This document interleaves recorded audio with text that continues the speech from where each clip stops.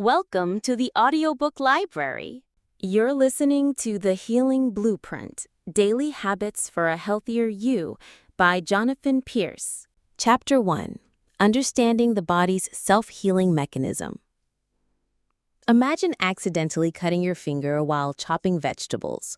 For a brief moment, you notice the sharp sting, see a small bead of blood, and maybe frown at the inconvenience.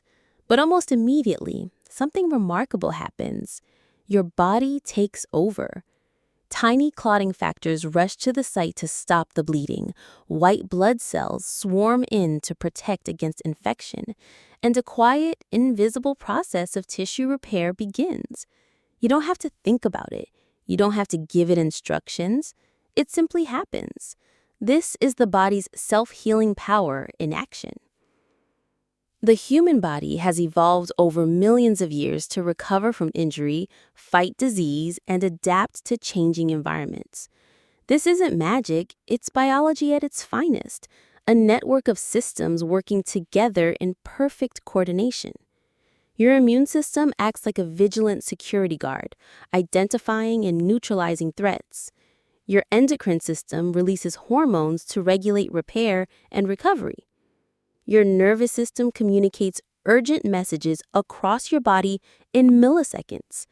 Even the trillions of bacteria in your gut microbiome play a role, supporting immunity and regulating inflammation.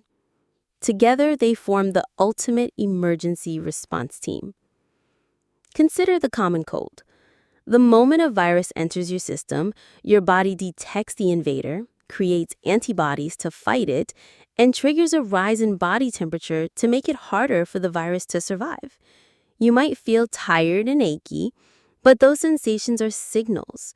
Your body telling you to rest, conserve energy, and focus on healing. Real-life examples of self-healing are everywhere. Michael, a 42-year-old marathon runner, tore a ligament in his knee. Doctors predicted 6 months before he could return to running.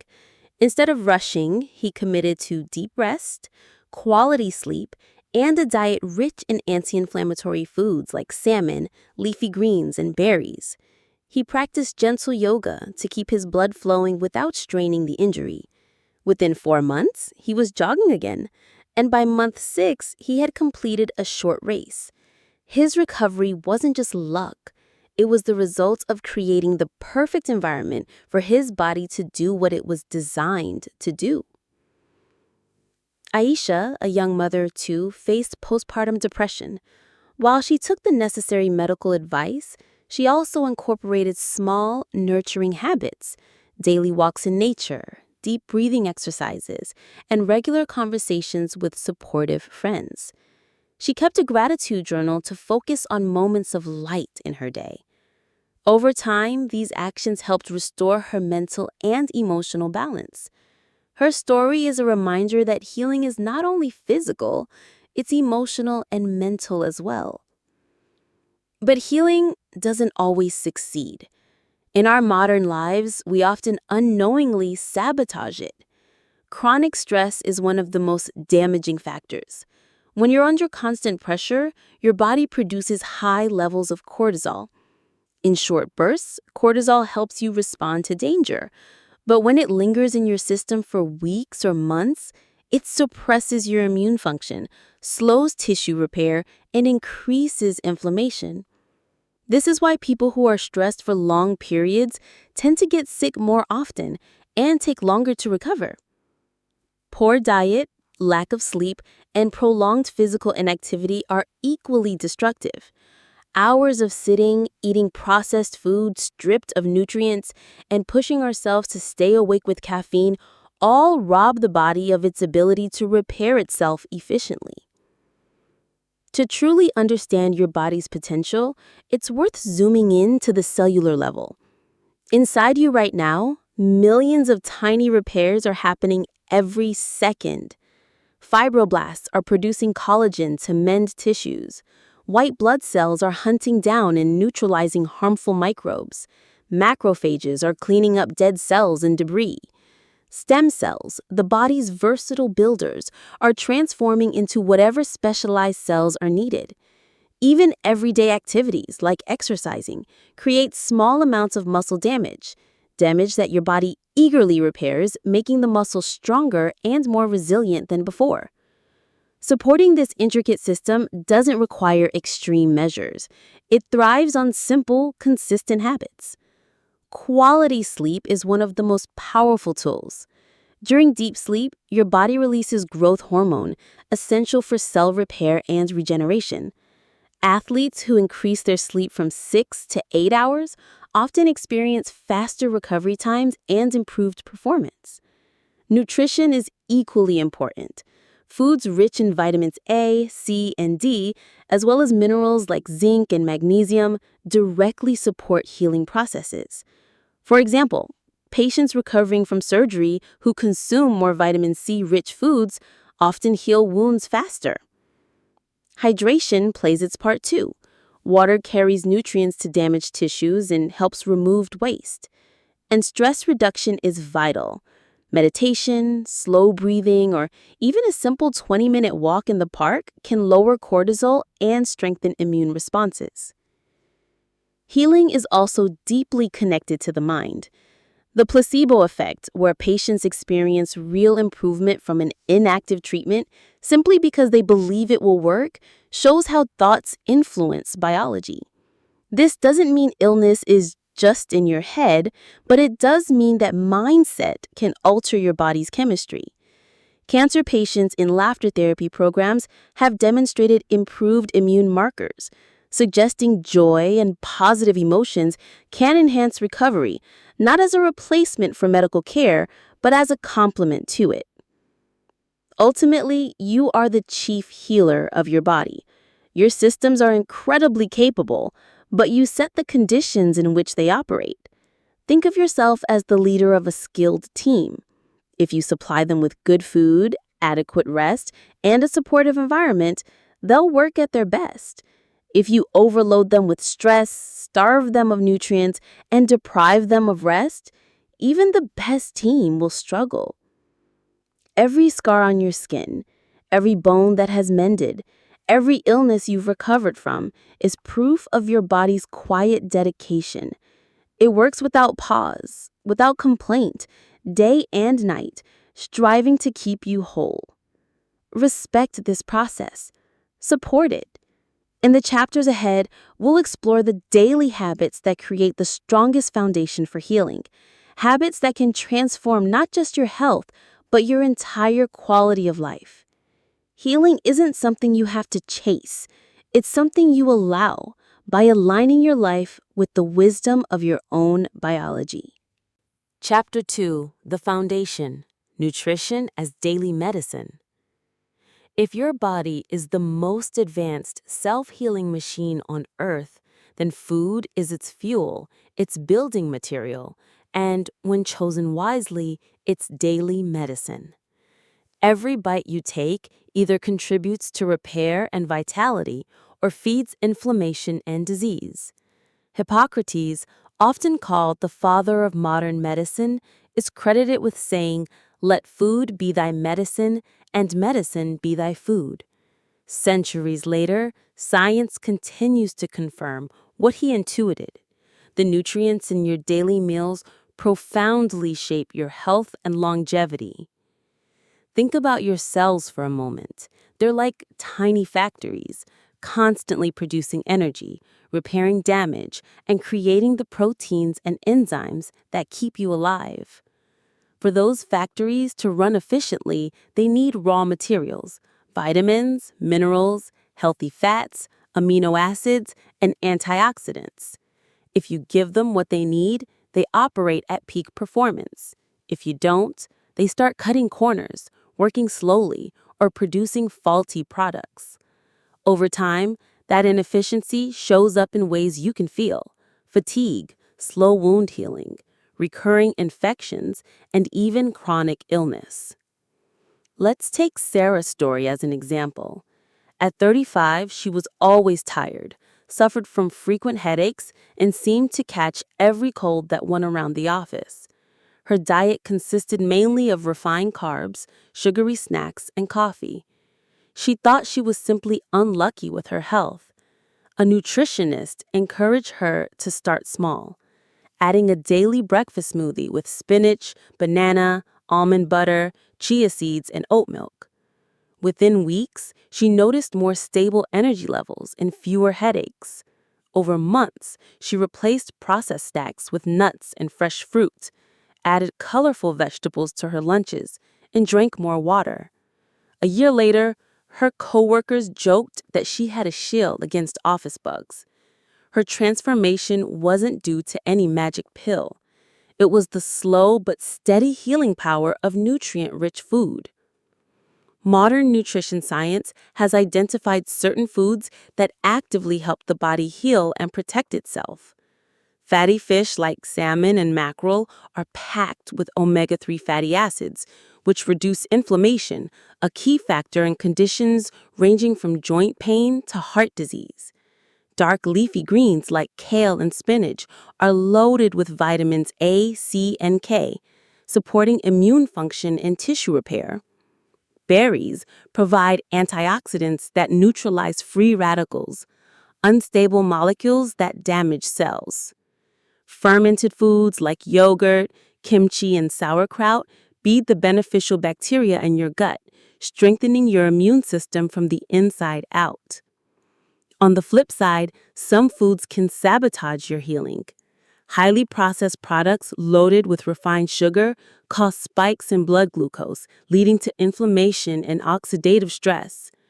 Trans fats, found in many fried and packaged foods, damage blood vessels and slow repair processes.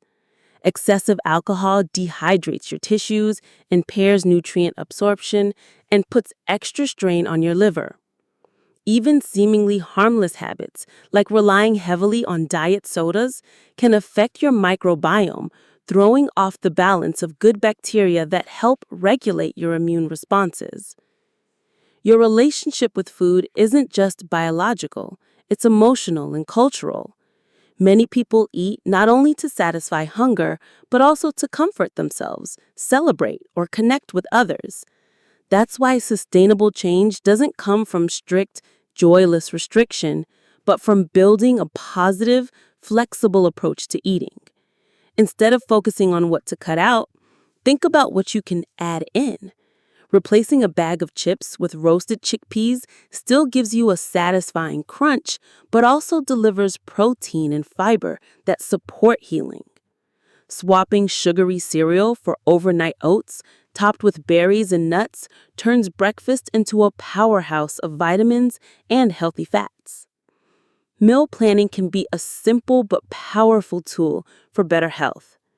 Imagine you come home late, tired and hungry.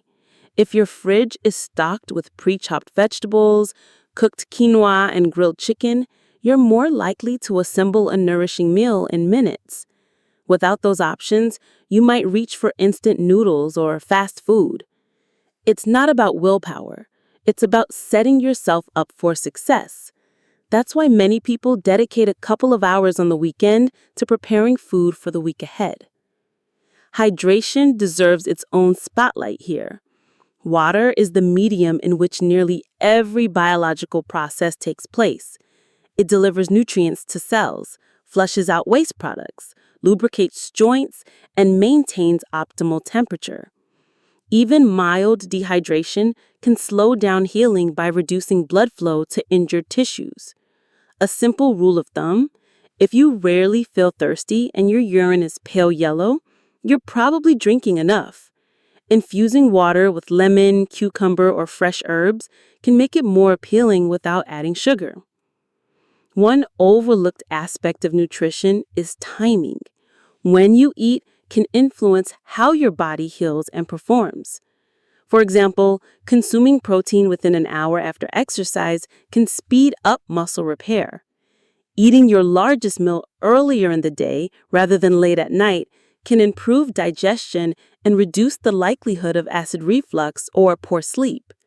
Some studies even suggest that intermittent fasting, where you limit eating to an 8 to 10 hour window, can trigger autophagy, a process where cells clean out damaged components, enhancing overall health.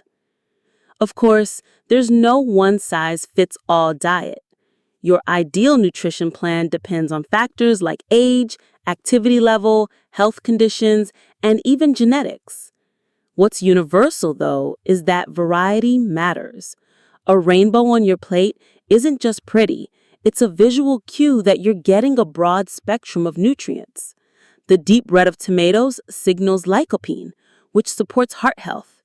The orange of sweet potatoes offers beta-carotene for vision and immunity. The purple of eggplants and blackberries comes from anthocyanins, powerful antioxidants. The good news is you don't have to be perfect to benefit. Even gradual improvements add up. Replacing soda with water twice a week, adding one extra vegetable to your plate, or having fish once a week instead of red meat can all shift your body's chemistry toward healing. Over time, these small changes create momentum, and what once felt like a conscious effort becomes a natural habit. Nutrition is not just about living longer, it's about living better.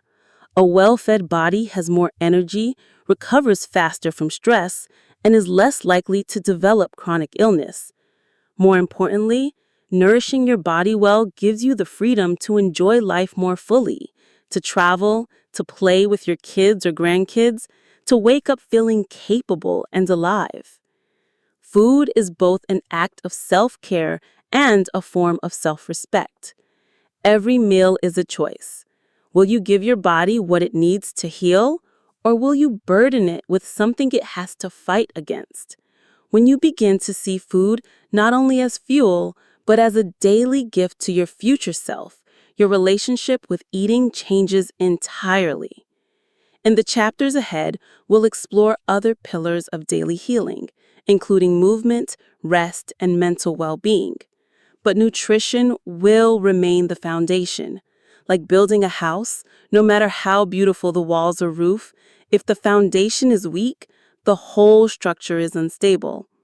Give your body strong, nourishing fuel, and you'll empower every other healing mechanism within you. Chapter 3.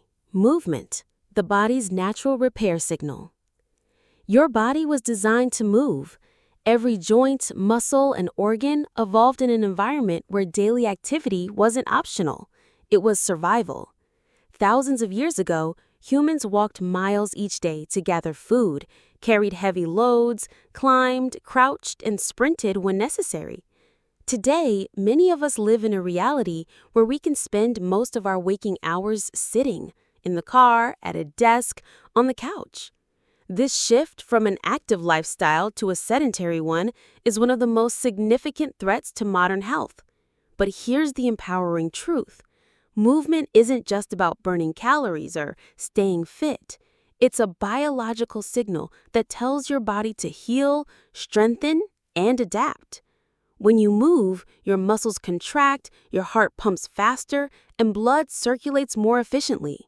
This increased blood flow delivers oxygen and nutrients to tissues while carrying away waste products. Exercise triggers the release of growth factors, special proteins that stimulate the repair of cells and tissues.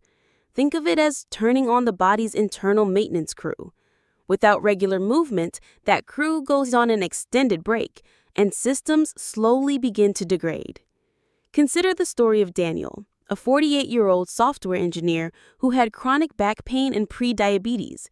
His doctor suggested he start walking for 20 minutes a day, 5 days a week. Daniel was skeptical. How could something so simple make a difference? But within 3 months, his blood sugar stabilized, his back pain lessened, and he felt more energetic at work.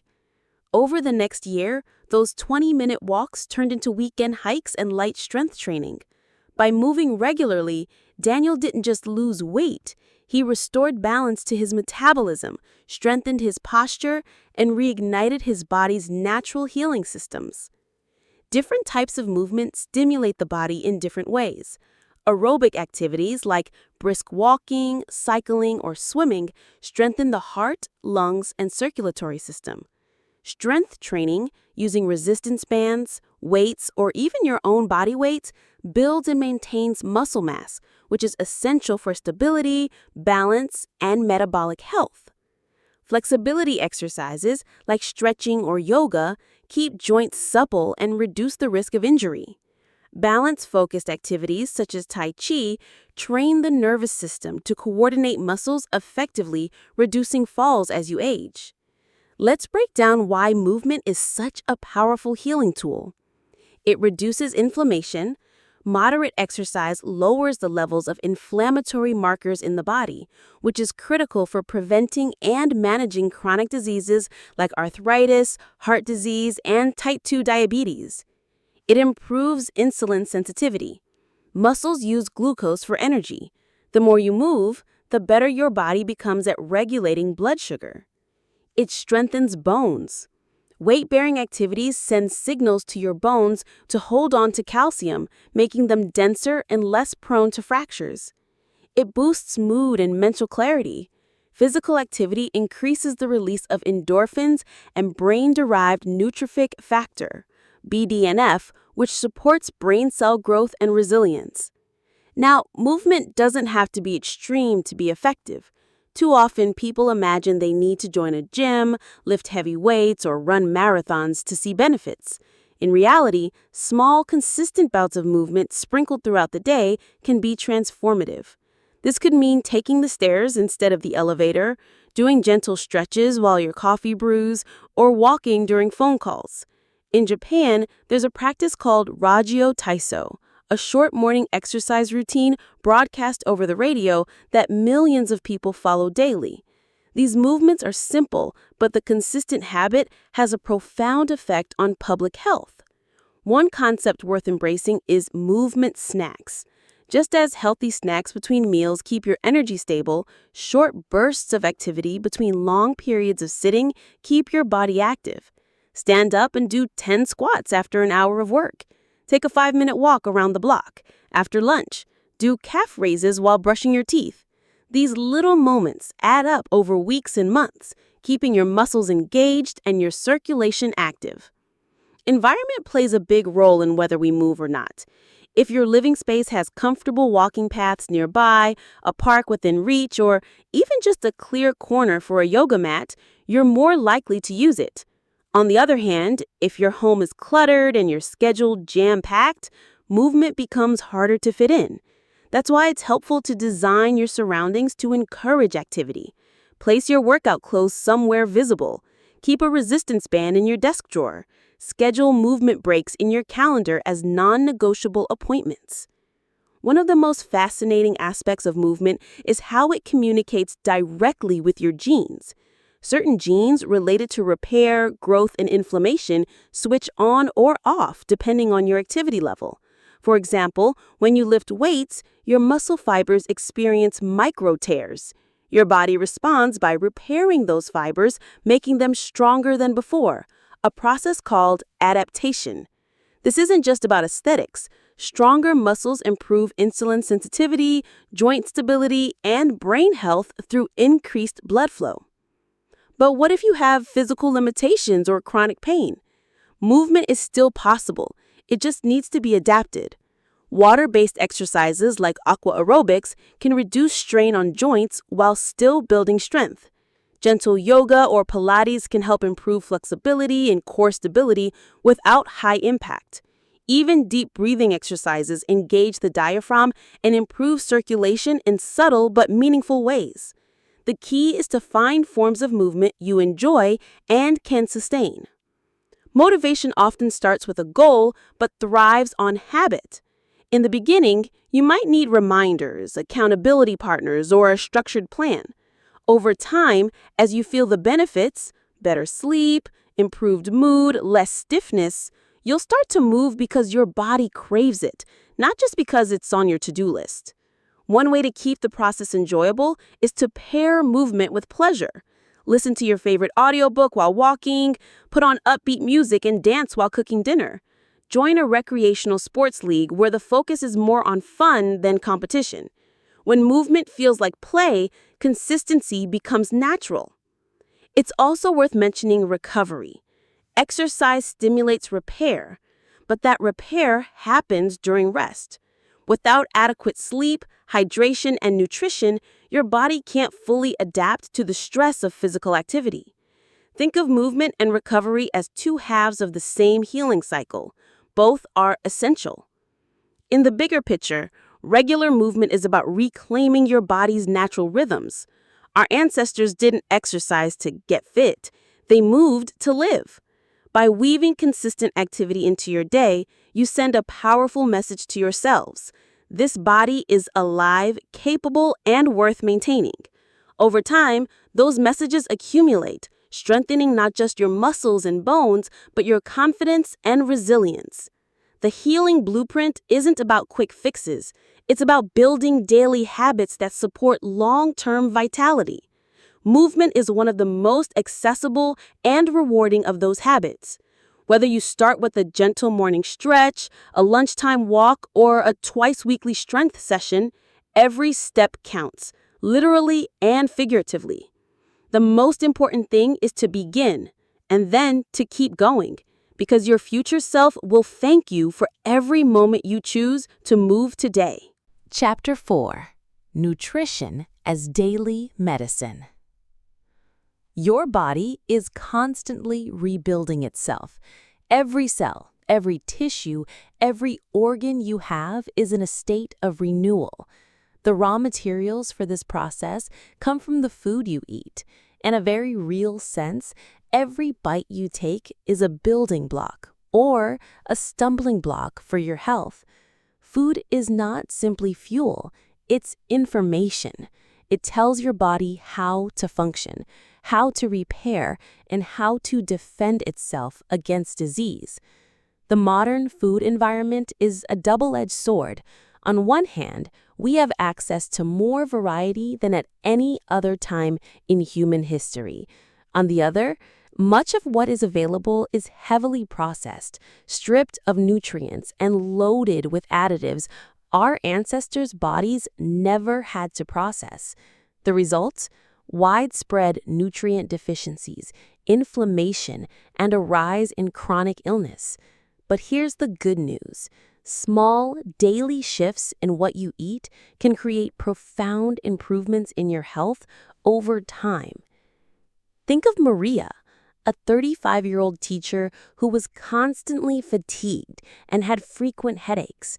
She often skipped breakfast, relied on sugary snacks to get through the afternoon, and ordered takeout most nights.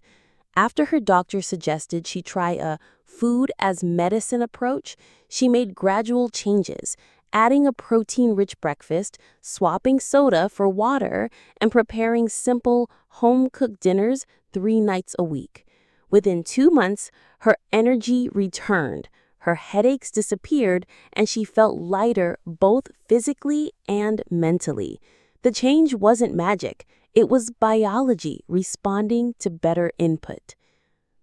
A balanced plate is not about restriction, it's about proportion. A simple guideline is to fill half your plate with colorful vegetables and fruits, 1/4 with high-quality protein, and 1/4 with whole grains or starchy vegetables. This mix ensures a steady supply of fiber, antioxidants, amino acids, and complex carbohydrates, all of which work together to stabilize blood sugar, reduce inflammation, and support repair. Let's look at why each of these food groups matters. Vegetables and fruits are packed with vitamins, minerals, and phytonutrients, compounds that protect cells from damage and support immune function. Dark leafy greens like spinach and kale are rich in vitamin K, which supports bone health. Bright orange vegetables like carrots and sweet potatoes contain beta-carotene, a precursor to vitamin A, which is essential for vision and skin repair. Protein sources such as fish, chicken, eggs, beans, or tofu provide amino acids, the building blocks of muscle, enzymes, and hormones. Without adequate protein, your body struggles to repair tissues and maintain immune defenses. Whole grains like quinoa, brown rice, and oats are rich in fiber, which feeds the beneficial bacteria in your gut. A healthy gut microbiome not only aids digestion, but also influences mood and inflammation levels throughout the body. Healthy fats from sources like olive oil, avocado, nuts, and fatty fish are vital for brain health, hormone production, and the absorption of fat-soluble vitamins like A, D, E, and K. One of the most overlooked aspects of nutrition is timing. When you eat can be just as important as what you eat. Long periods without food can trigger fatigue and overeating later, while constant grazing can prevent your digestive system from getting necessary rest. Many people find that eating 2 or 3 balanced meals a day with minimal snacking keeps their energy steady and digestion smooth. Hydration is another crucial but often neglected factor. Water supports every metabolic process in your body, from regulating temperature to flushing out toxins. A good starting point is to drink enough water so that your urine is light yellow. Herbal teas and water-rich foods like cucumbers and watermelon also contribute to hydration. Of course, knowing what's healthy and actually eating that way are two different challenges. Our habits are shaped by convenience, culture, and cravings. One effective strategy is crowding out.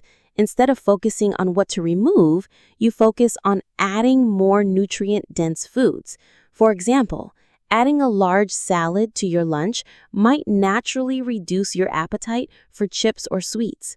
Over time, your taste buds adjust, and the healthier choice becomes the preferred one.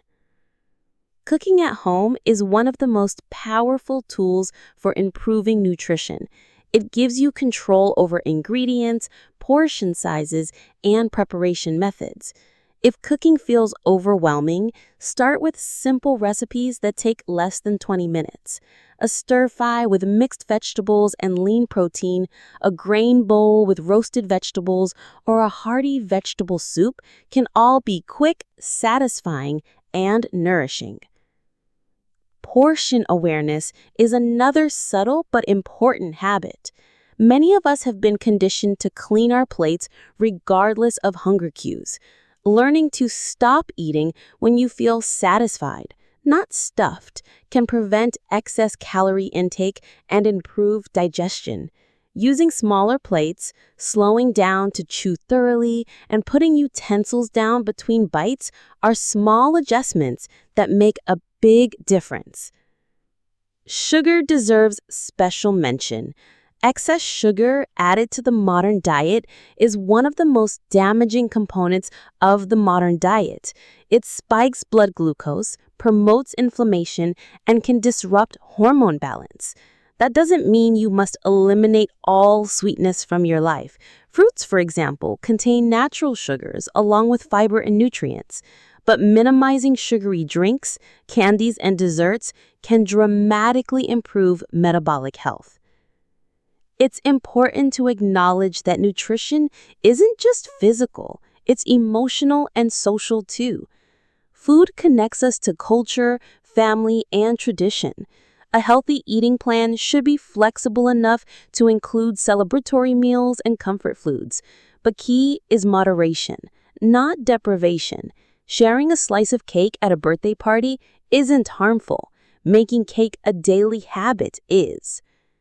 Mindful eating is a practice that bridges the gap between intention and action.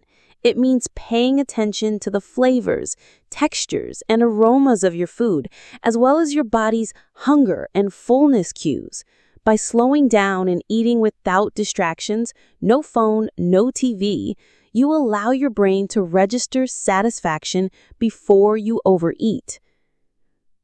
Your nutritional needs will change over time. A growing teenager, a pregnant woman, and a 70-year-old retiree all have different requirements. Staying in tune with your body and adjusting your diet accordingly is part of the healing process. If you have specific health concerns, consulting with a registered dietitian or nutritionist can provide personalized guidance. Above all, the goal is to make nutrition a sustainable daily habit, not a short-term diet.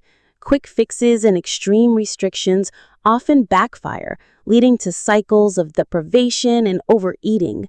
The healing blueprint approach is about building a relationship with food that supports you for life. That means enjoying meals, nourishing your body, and giving yourself grace when you have an off day. Food is the most consistent form of medicine you'll ever take. You can't control every aspect of your health, but you can choose multiple times a day to give your body the nutrients it needs to heal, grow, and thrive. Each balanced meal is a quiet vote for your future self, a vote that adds up in ways you may not see immediately, but will feel profoundly in the years to come. Chapter 5. Movement that Heals. Our bodies are designed for movement. Every joint, every muscle, every ligament evolved to help us push, pull, bend, twist, walk, run, and lift. Yet modern life encourages the opposite. Hours spent sitting at desks, staring at screens, and traveling from place to place in cars or trains. This lack of movement is more than just a fitness issue. It's a health issue that affects every system in the body. When you move, you don't just work your muscles, you stimulate your brain, improve circulation, and activate the body's built-in healing mechanisms. Exercise reduces inflammation, balances hormones, boosts mood, and strengthens your immune system. Even more surprising, you don't need hours in the gym to get these benefits. The right kind of movement, done consistently, can transform your health in ways that feel both immediate and long-lasting. Consider John, a 48-year-old accountant who often felt stiff and sluggish. He thought the only way to get in shape was to commit to intense workouts, but he couldn't sustain them with his busy schedule.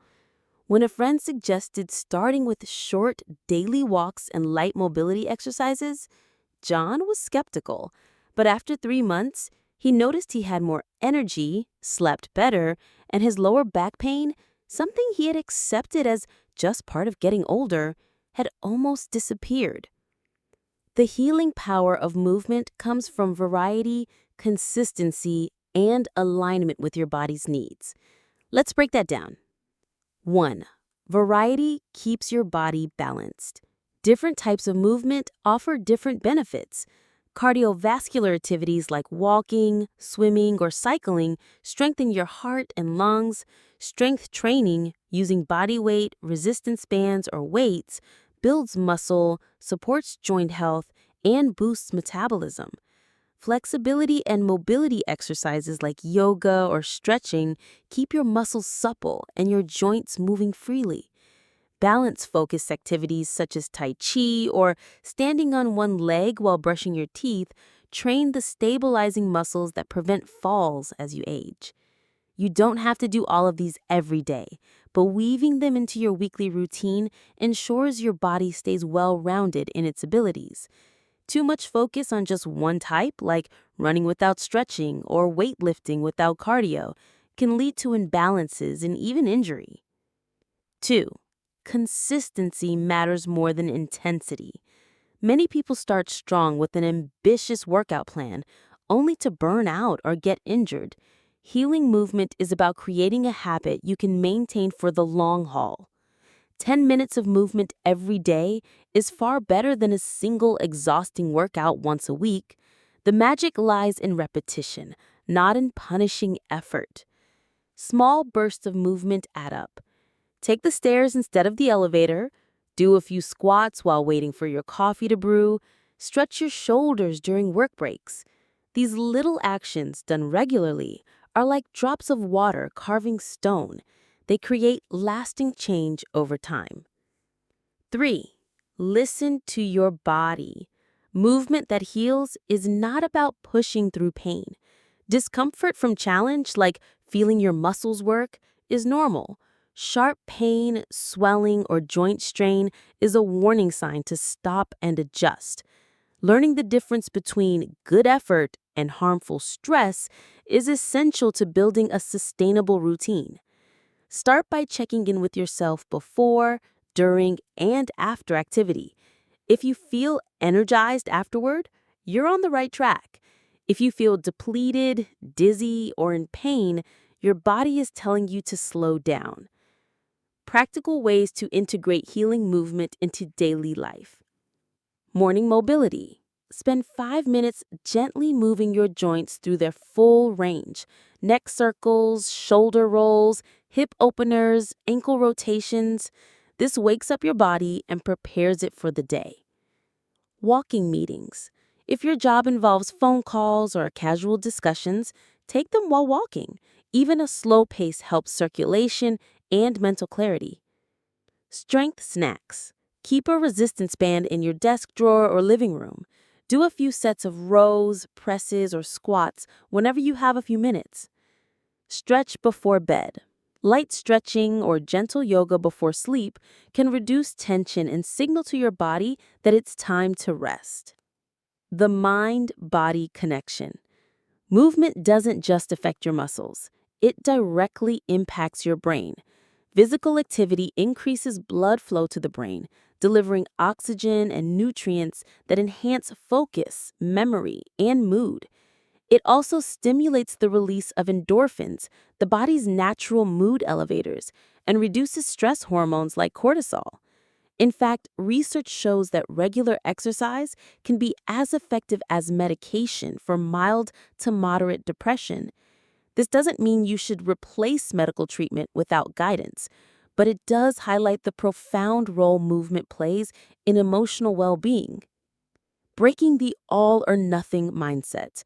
One of the biggest barriers to consistent movement is the belief that it only counts if it's a full workout. In reality, your body doesn't reset the clock at midnight. It responds to your cumulative activity over days and weeks.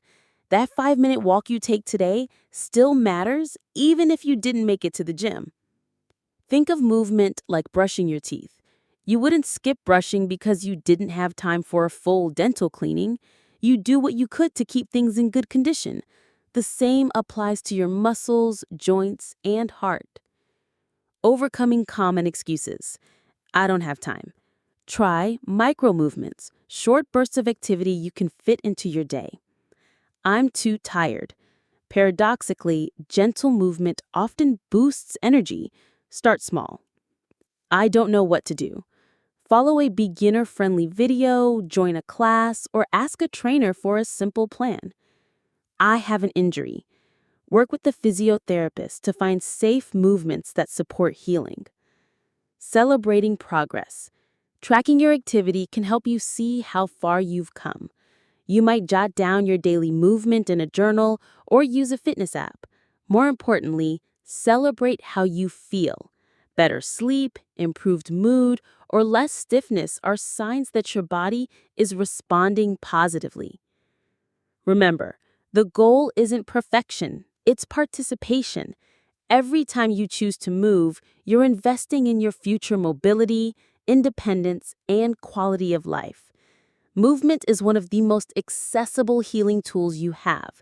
You don't need expensive equipment, a gym membership, or perfect technique to begin. You just need to start and then keep showing up for yourself day after day. In time, you'll discover that moving your body isn't a chore, it's a gift. Chapter 6. Rest, Recover, and Rebuild.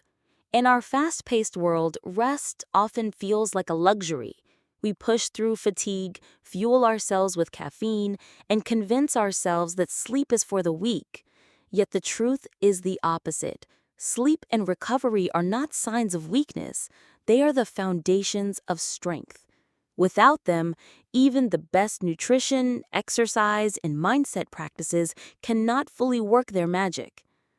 Think of your body like a high-performance machine. Movement, nutrition, and mindset fuel it, but recovery is the maintenance that keeps it running smoothly.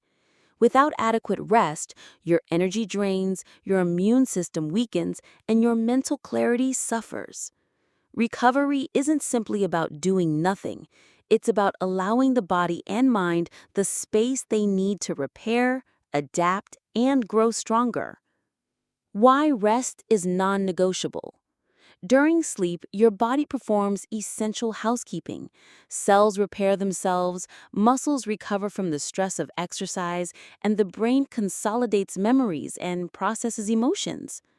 Growth hormone, a key player in tissue repair, is released in its highest amounts during deep sleep. This is when the magic happens, silently and invisibly, but with effects that shape how you feel the next day and over the long term. For example, Sarah, a young entrepreneur, believed she could outwork her competition by sleeping just 4 hours a night. At first, she seemed to manage, but within months, her creativity dwindled. She caught colds easily, and her workouts left her feeling drained instead of energized. When she finally committed to a consistent 7 hours of sleep, her focus returned, her mood lifted, and her business performance improved. The two pillars of recovery. Physical recovery. This includes sleep, but also active recovery practices like gentle stretching, foam rolling, massage, and mobility work. These methods promote blood flow, reduce muscle soreness, and maintain joint health. Mental recovery. Even if your body is resting, your mind can stay in overdrive. Activities like meditation, reading for pleasure, spending time in nature, or practicing deep breathing can help reset your mental state and reduce stress hormones. Creating a sleep-friendly environment. Your bedroom should be a place that signals rest to your body. Simple adjustments can make a big difference. Keep the room cool. Around 18 degrees Celsius is optimal for most people.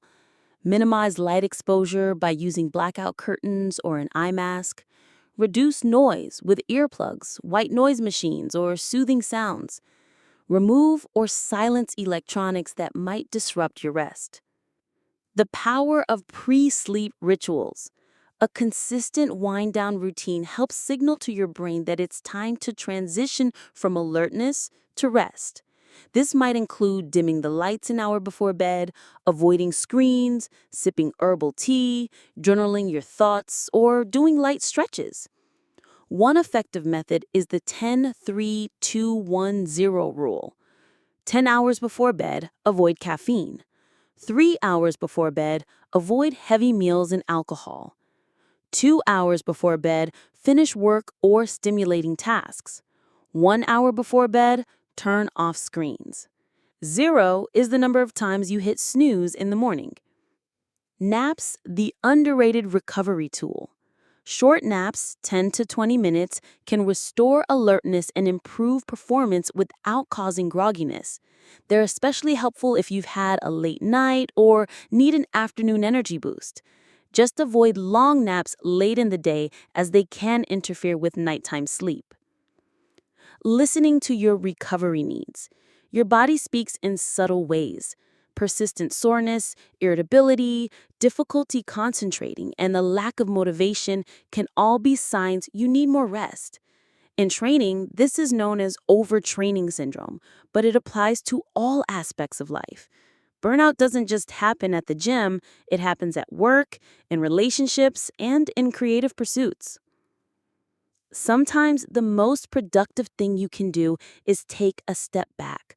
A single day of rest can prevent weeks of fatigue. This isn't laziness, it's strategic recovery. The role of recovery in performance. Athletes understand that growth happens during rest, not during training.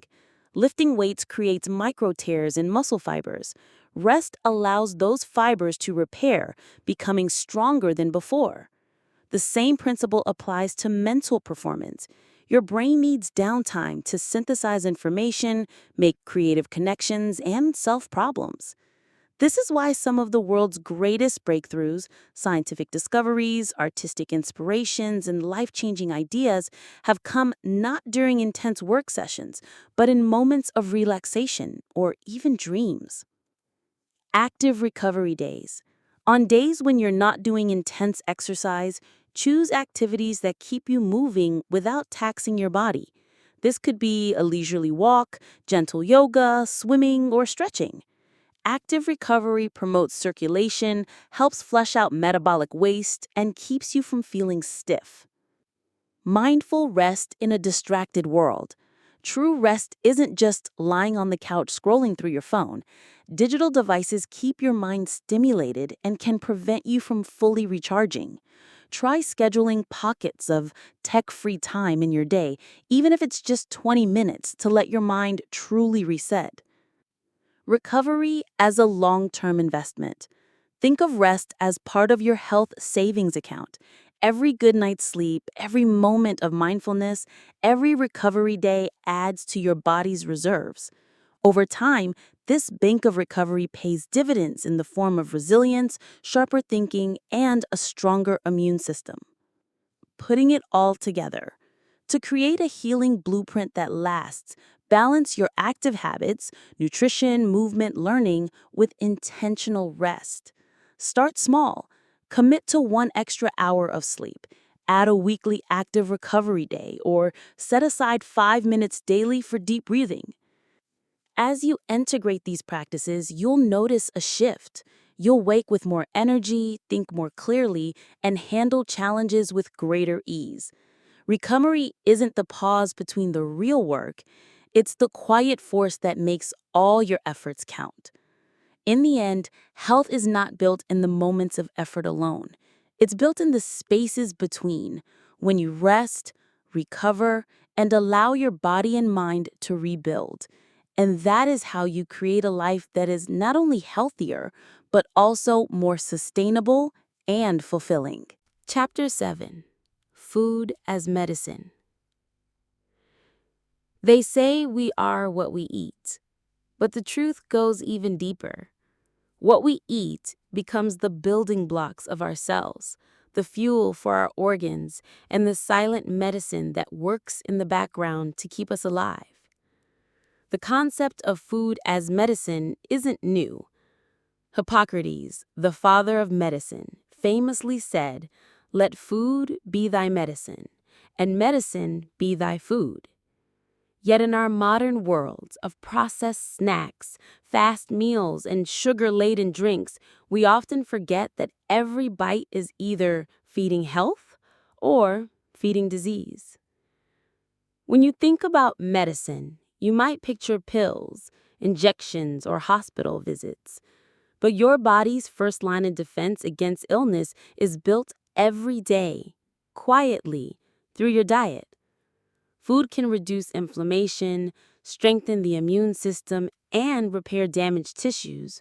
Or, conversely, it can fuel chronic diseases like diabetes, heart disease, and cancer.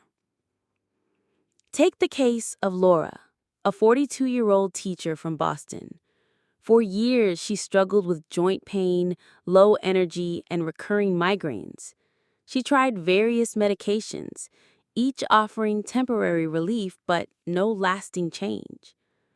Then, after reading about anti-inflammatory diets, she decided to overhaul her eating habits, cutting out refined sugars, processed meats, and deep-fried foods, and adding colorful vegetables, omega-3 rich fish, nuts, and whole grains. Within 3 months, her migraines decreased dramatically. Her energy soared, and she could walk without constant knee pain. She hadn't taken a single new prescription, only changed what was on her plate. The science behind stories like Laura's is compelling. Many chronic illnesses share a common root: chronic inflammation. Inflammation is a natural defense mechanism. It's what your body uses to heal a cut or fight an infection. But when it becomes persistent, it starts damaging healthy cells. Diet plays a huge role in either calming or aggravating this process. Foods like leafy greens, berries, olive oil, and fatty fish are rich in antioxidants and anti-inflammatory compounds. On the other hand, processed sugars, refined grains, and trans fats can act like gasoline on a smoldering fire. Consider heart disease, the leading cause of death globally.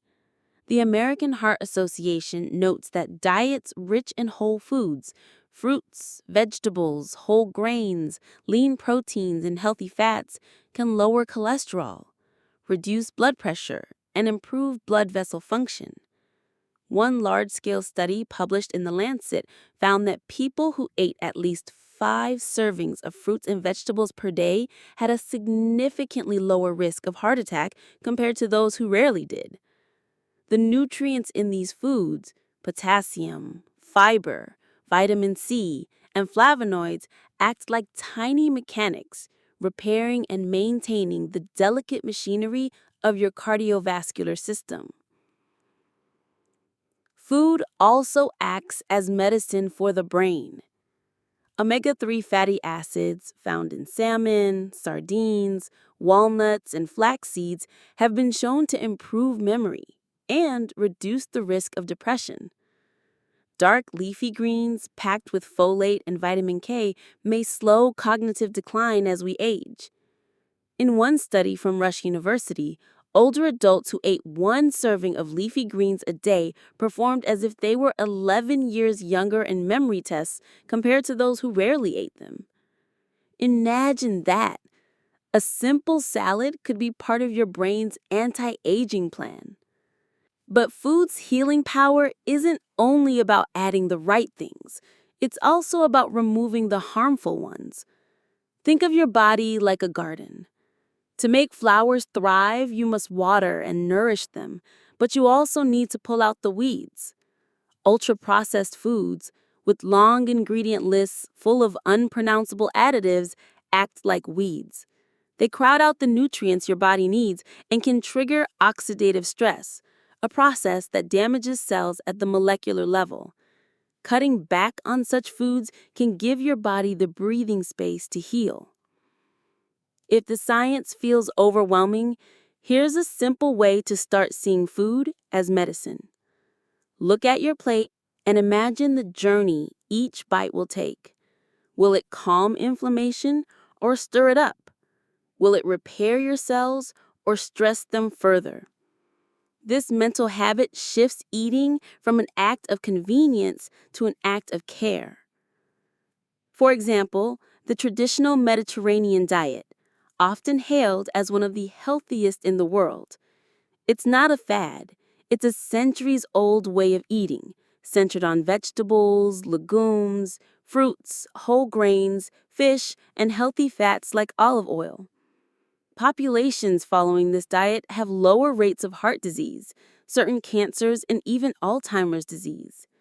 In Greece and Italy, elders often live well into their 90s, active and sharp-minded, a living testament to food's medicinal potential. It's also worth noting that food as medicine doesn't have to mean expensive superfoods or exotic ingredients. While blueberries and quinoa are excellent, so are carrots, apples, lentils, and brown rice. Healing foods can be humble and local. What matters most is variety, freshness, and minimal processing. For those just beginning this journey, a good first step is to make one swap at a time. Replace sugary breakfast cereals with oatmeal, topped with nuts and fruit. Swap soda for sparkling water infused with lemon. Replace fried snacks with a handful of almonds or sliced cucumbers with hummus. Over time, these small choices create a ripple effect, reshaping your health from the inside out. Of course, food is not a magic cure for everything. There are times when medical interventions are necessary. But even then, a healing diet can work alongside medical treatment, enhancing its effects and supporting recovery. A patient undergoing chemotherapy, for instance, may benefit from nutrient-dense smoothies that help maintain strength and immunity. A person recovering from surgery might heal faster with protein-rich meals and vitamin C from fresh produce to aid tissue repair. Your kitchen can be your most powerful pharmacy, one without side effects, one that nourishes every system in your body. Every trip to the grocery store is like stocking up on medicine. The deep red of tomatoes, the bright orange of carrots, the earthy green of spinach. Every bite is a prescription you write for yourself. And unlike a pill bottle, the refills are endless, as long as you choose wisely. As we move forward in this book, we'll explore how to turn this knowledge into daily practice, how to build a plate that's balanced for both pleasure and healing, and how to make these choices feel natural rather than restrictive. For now, remember, the next time you eat, you're not just satisfying hunger, you're shaping your health, one bite at a time. Chapter 8. Building a Balanced Plate. If food is medicine, then your plate is the prescription pad. But unlike a doctor's note, the perfect plate isn't written in complex Latin terms. It's drawn in colors, textures, and flavors. Building a balanced plate is not about counting every calorie or measuring every spoonful. It's about learning how to combine the right foods in the right proportions so your body gets everything it needs to thrive. Think of your plate as a stage, with each type of food playing its own role in the performance. The vegetables are the main cast, colorful, diverse, and bursting with vitamins, minerals, and fiber. Protein is the strong lead character, supporting growth, repair, and satiety. Healthy fats are the wise supporting actors, keeping hormones balanced and helping your body absorb certain nutrients. And complex carbohydrates are the reliable crew, providing steady energy to keep the show running. Nutrition experts often refer to the plate method, a simple visual guide that can be used at home, at restaurants, or even when you're traveling. Picture your plate divided into 3 sections. Half the plate should be filled with vegetables and fruits, a quarter with protein, and the last quarter with whole grains or starchy vegetables like sweet potatoes. Add a drizzle of healthy fat, olive oil, avocado, nuts, or seeds, and you have a balanced, nutrient-dense meal. Let's break this down in real terms. Imagine it's lunchtime and you're preparing a quick meal at home. Instead of just grabbing a sandwich and a soda, try this. Fill half your plate with a fresh salad, spinach, cherry tomatoes, cucumber, and shredded carrots. Add a quarter plate of grilled chicken breast or baked salmon. For the last quarter, choose a side of quinoa or roasted sweet potatoes. Finish with a splash of extra virgin olive oil and a sprinkle of sesame seeds. In under 15 minutes, you've created a meal that will fuel your body for hours, not just minutes. The beauty of the plate method is its flexibility. You can adapt it to any cuisine or dietary preference. Love Asian flavors? Half your plate could be steamed bok choy, broccoli, and carrots. A quarter could be grilled tofu marinated in soy and ginger. The last quarter could be brown rice or soba noodles. Prefer Mediterranean tastes? Fill your half plate with roasted vegetables, eggplant, zucchini, peppers. Add grilled fish for protein and whole grain couscous for the carb portion. The formula stays the same, but the flavors can travel the world. Balance also means considering the quality of each component. Not all proteins, fats, and carbs are created equal. Lean proteins like chicken, turkey, fish, eggs, legumes, and tofu are better choices than heavily processed meats. Healthy fats from olive oil, avocado, nuts, and seeds beat out trans fats from fried foods or packaged snacks. Complex carbohydrates from whole grains, beans, and starchy vegetables provide fiber and slow-release energy, unlike refined carbs that cause blood sugar spikes. One common mistake people make is letting protein dominate the plate. A giant steak with a small scoop of vegetables might look satisfying, but it's out of balance. Too much protein without enough fiber can burden your kidneys and digestive system. Likewise, a plate piled with pasta and bread but lacking protein and healthy fat will leave you hungry again within an hour. The magic is in the combination, every macronutrient supporting the others. Hydration also plays a quiet but important role in a balanced plate. While water isn't technically on the plate, it's essential for digestion, nutrient absorption, and overall health. Sometimes our bodies mistake thirst for hunger, leading us to eat more when we actually need a glass of water. A simple habit. Start every meal with a few sips of water and keep a glass nearby as you eat.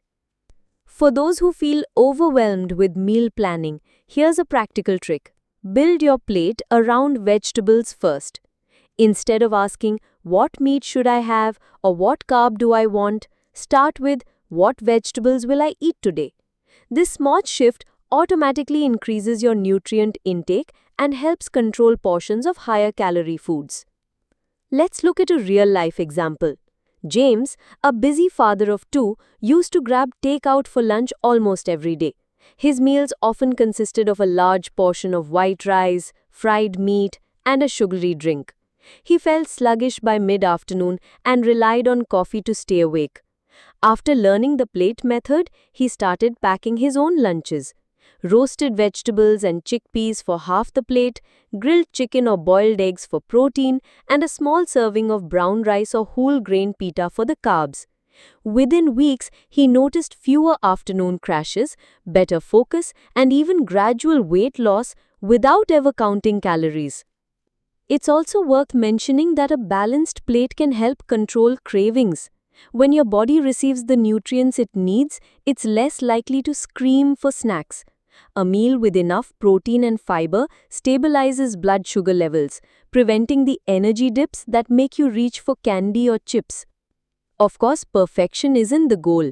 Life is full of celebrations, comfort foods, and spontaneous treats, and that's a good thing.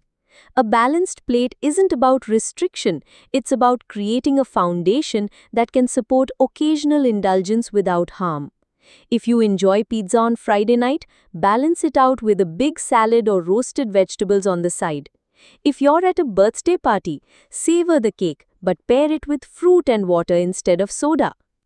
Another helpful habit is mindful eating. Take time to notice the colors, smells, and textures of your food. Chew slowly.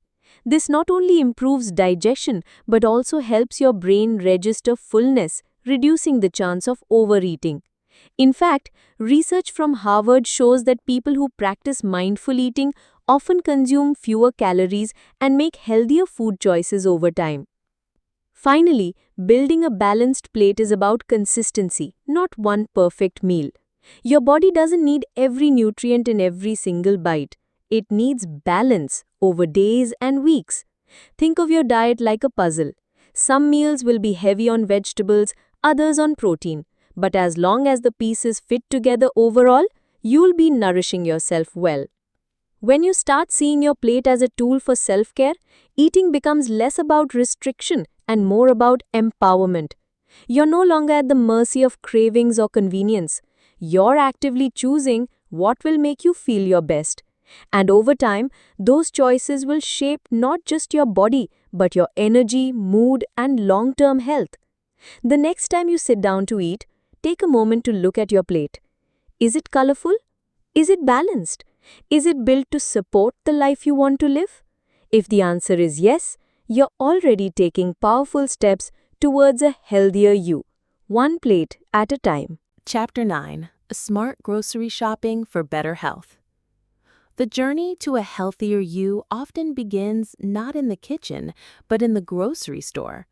What you choose to bring home determines what ends up on your plate and, in turn, in your body.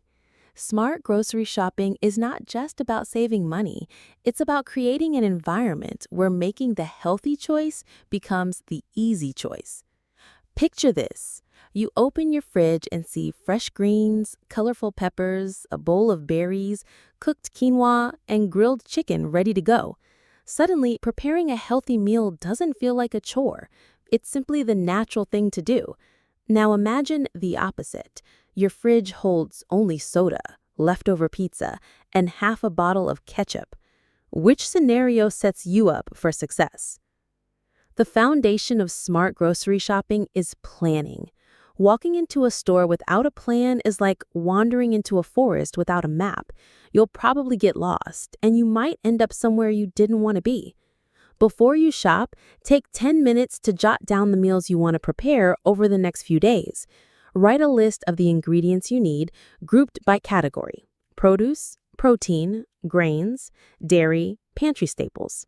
When you arrive at the store, start in the produce section. This is where the majority of your cart's real estate should be.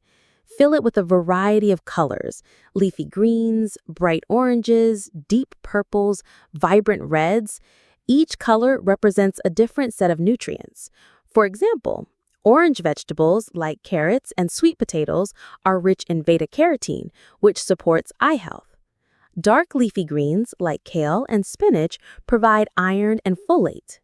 Red and purple produce like berries and beets are packed with antioxidants that fight inflammation.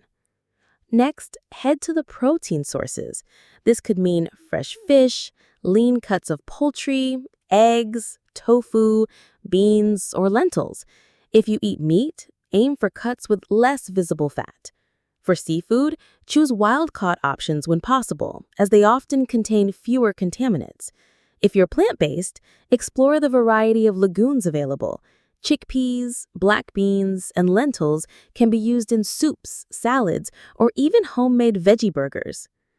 Grains are another important stop. Instead of refined white bread or pasta, opt for whole grain versions like brown rice, quinoa, oats, or whole wheat bread. Whole grains retain their fiber and nutrients, helping to keep you full and stabilize blood sugar levels. A simple swap from white rice to brown rice over time can make a real difference in your energy levels. One of the trickiest parts of grocery shopping is navigating the processed food aisles. Many packaged foods are marketed as healthy but contain hidden sugars, excessive sodium, or artificial additives. This is where label reading becomes a powerful skill. Flip the package over and scan the ingredient list. If it's full of words you can't pronounce, that's a sign it's heavily processed. Look for products with minimal ingredients, ideally whole foods you recognize. The nutrition label can also guide you. Check the serving size first. Many snacks list deceptively small portions to make the numbers look better. Keep an eye on added sugars and aim for less than 25 grams per day for women and 36 grams for men, as recommended by the American Heart Association. Sodium is another concern. High intake can contribute to high blood pressure, so aim to keep it below 2,300 milligrams per day. Here's a practical trick. Shop the perimeter of the store first. Fresh produce, meat, dairy, and bakery items are usually found along the outer edges. Most heavily processed items are in the center aisles. By filling your cart with fresh foods first, you naturally reduce the space and budget for less nutritious options. Budget-conscious shoppers can still eat healthy with a few strategies. Frozen fruits and vegetables are often just as nutritious as fresh, and they last longer. Store brands can offer the same quality as name brands at a lower price. Buying staples like grains and beans in bulk saves money and reduces packaging waste. And don't overlook local farmers markets. Produce is often fresher, more flavorful, and sometimes cheaper than supermarket prices. Impulse buying is another pitfall. Grocery stores are designed to tempt you. Colorful displays, bakery smells, and buy one get one deals. Before you toss something extra into your cart, pause and ask, did I plan for this? Is it aligned with my health goals? If the answer is no, leave it for another day. Let's take a real example. Sarah, a 32-year-old teacher, used to shop without a plan. Her cart often ended up full of frozen pizzas, sugary cereals, and snack bars. When she got home, she realized she didn't have enough ingredients to make balanced meals, so she ordered takeout more often than she wanted. Once she started planning her meals and shopping with the list, her grocery trips became faster, her fridge stayed stocked with wholesome foods, and her takeout bill dropped dramatically. Meal prepping is the natural partner to smart grocery shopping. When you buy ingredients with a plan in mind, it's easier to cook in batches. Roast a tray of vegetables, cook a pot of quinoa, and grilled chicken for the week. Store them in containers so you can mix and match quickly. This makes weekday lunches as easy as assembling a bowl. quinoa, plus roasted veggies, plus chicken, plus a drizzle of olive oil. It's also wise to keep certain emergency healthy foods on hand for busy days. Canned beans, tuna, whole grain wraps, frozen vegetables, and eggs can turn into a balanced meal in minutes. Having these staples prevents the "there's nothing to eat" panic that leads to unhealthy choices. Finally, remember that grocery shopping is a skill that improves over time. The first few trips might feel overwhelming, especially if you're changing long-standing habits. But with each visit, you'll get faster at spotting healthy options, better at resisting marketing tricks, and more confident in building a cart that supports your well-being. Every item you put into your cart is a vote for the kind of life you want to live. If you want energy, vitality, and resilience, choose foods that will fuel those goals. If you want to prevent illness and maintain your health for decades to come, build your grocery list like you're investing in your future. The store is full of choices. Some will support you, some will undermine you. The key is to walk in with a clear plan, an open mind, and a commitment to yourself. Over time, smart grocery shopping becomes second nature, and your pantry becomes a powerful ally in your journey toward better health. Chapter 10. Mastering Meal Prep for Consistent Healthy Eating. Eating healthy isn't just about knowing what foods are good for you.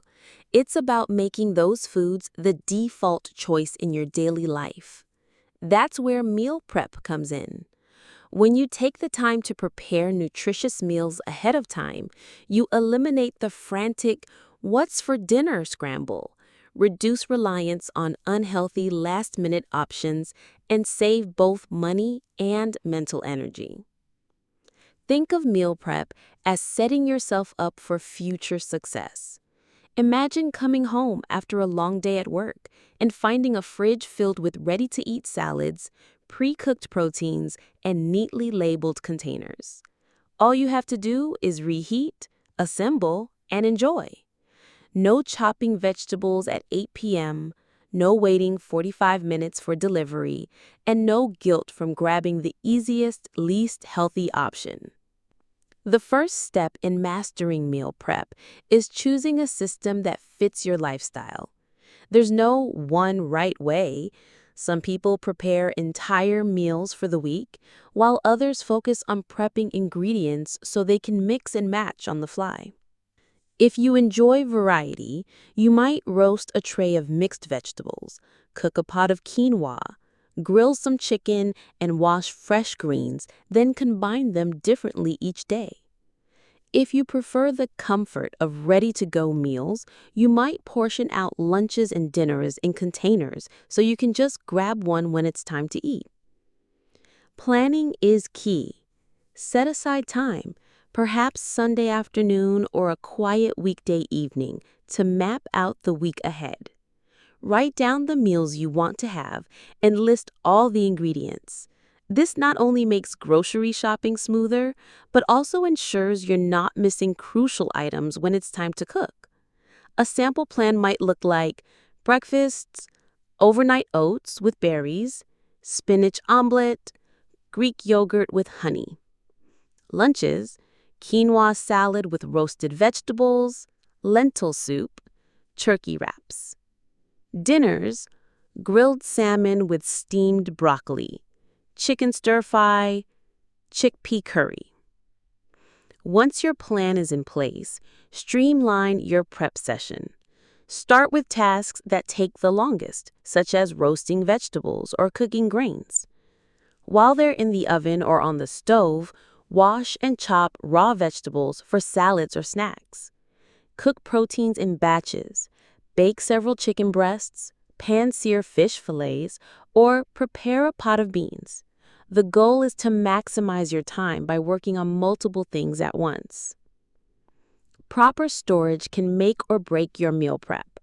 Use airtight containers to keep food fresh longer. Glass containers are ideal because they're microwave safe and don't absorb odors, but BPA-free plastic containers can also work well for portability. Label each container with the date and contents so you know what to eat first. Here's a real-world example. Alex, a busy marketing manager, used to skip breakfast and buy lunch at a cafe every day. By Wednesday, she was often eating fast food for dinner because she was too tired to cook. Once she committed to meal prepping on Sundays, her mornings became calmer. She saved $50 a week, and she found she had more energy for evening workouts. Her go-to prep included chia pudding jars for breakfast, mason jar salads for lunch, and pre-cooked chicken with roasted sweet potatoes for dinner. Meal prep doesn't have to be boring or repetitive. Spice blends, sauces, and garnishes can turn the same base ingredients into entirely different dishes. Grilled chicken with lemon and herbs one day can become a teriyaki stir-fry the next. Roasted vegetables can be eaten hot as a side dish or cold in a salad. Whole grains like brown rice can serve as the base for a Buddha bowl, be tossed into soup, or be transformed into a fried rice dish with eggs and veggies. Another tip, prep healthy snacks.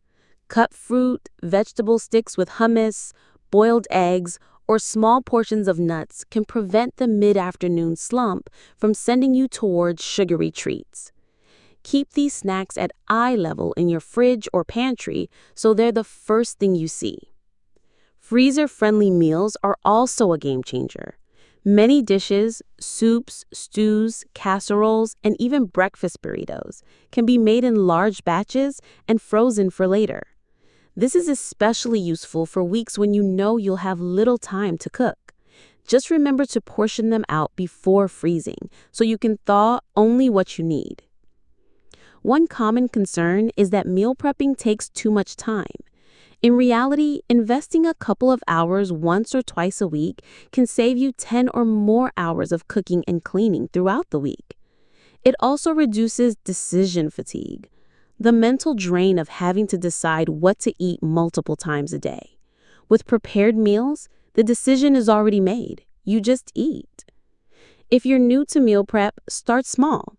Try preparing just lunches for the week, or focus on breakfast so you start each day with a healthy boost. As you get comfortable, you can expand to prepping multiple meals and snacks. Over time, you'll develop your own rhythm, learn which recipes store well, and refine your process. For those with families, meal prep can also be a shared activity. Get kids involved in washing vegetables or portioning snacks. Let them choose one dinner for the week to increase buy-in. For couples, prepping together can be a fun bonding activity that also ensures both partners' preferences are considered. And finally, remember that meal prep is about setting yourself up for success, not perfection. If you miss a week or run out of prepped food, don't see it as a failure. Just pick back up next time. The real value comes from consistency over months and years, not from a single perfect week. When you master meal prep, you create a personal food system that works for you. Your fridge becomes a toolkit for healthy living, and eating well becomes effortless. You're no longer at the mercy of hunger, time pressure, or the nearest fast food chain. Instead, you're in control, nourished, and free to focus your energy on the rest of your life. In the end, meal prep isn't just about food. It's about reclaiming time, reducing stress, and building a foundation for lasting health. And once you experience the ease of opening your fridge to find a week's worth of delicious, ready-to-eat meals, you'll wonder how you ever lived without it. Chapter 11. The Science of Hydration, Fueling Your Body with Water. We often think of food as the cornerstone of health, but water quietly plays an equally critical role. Every cell, tissue, and organ in your body depends on it, from regulating temperature to aiding digestion, from transporting nutrients to flushing out toxins. Water is the unsung hero of your daily well-being. Yet, many people walk around in a constant state of mild dehydration, unaware of how it affects their energy, mood, and performance. Hydration isn't just about drinking when you're thirsty. Thirst is actually a late signal.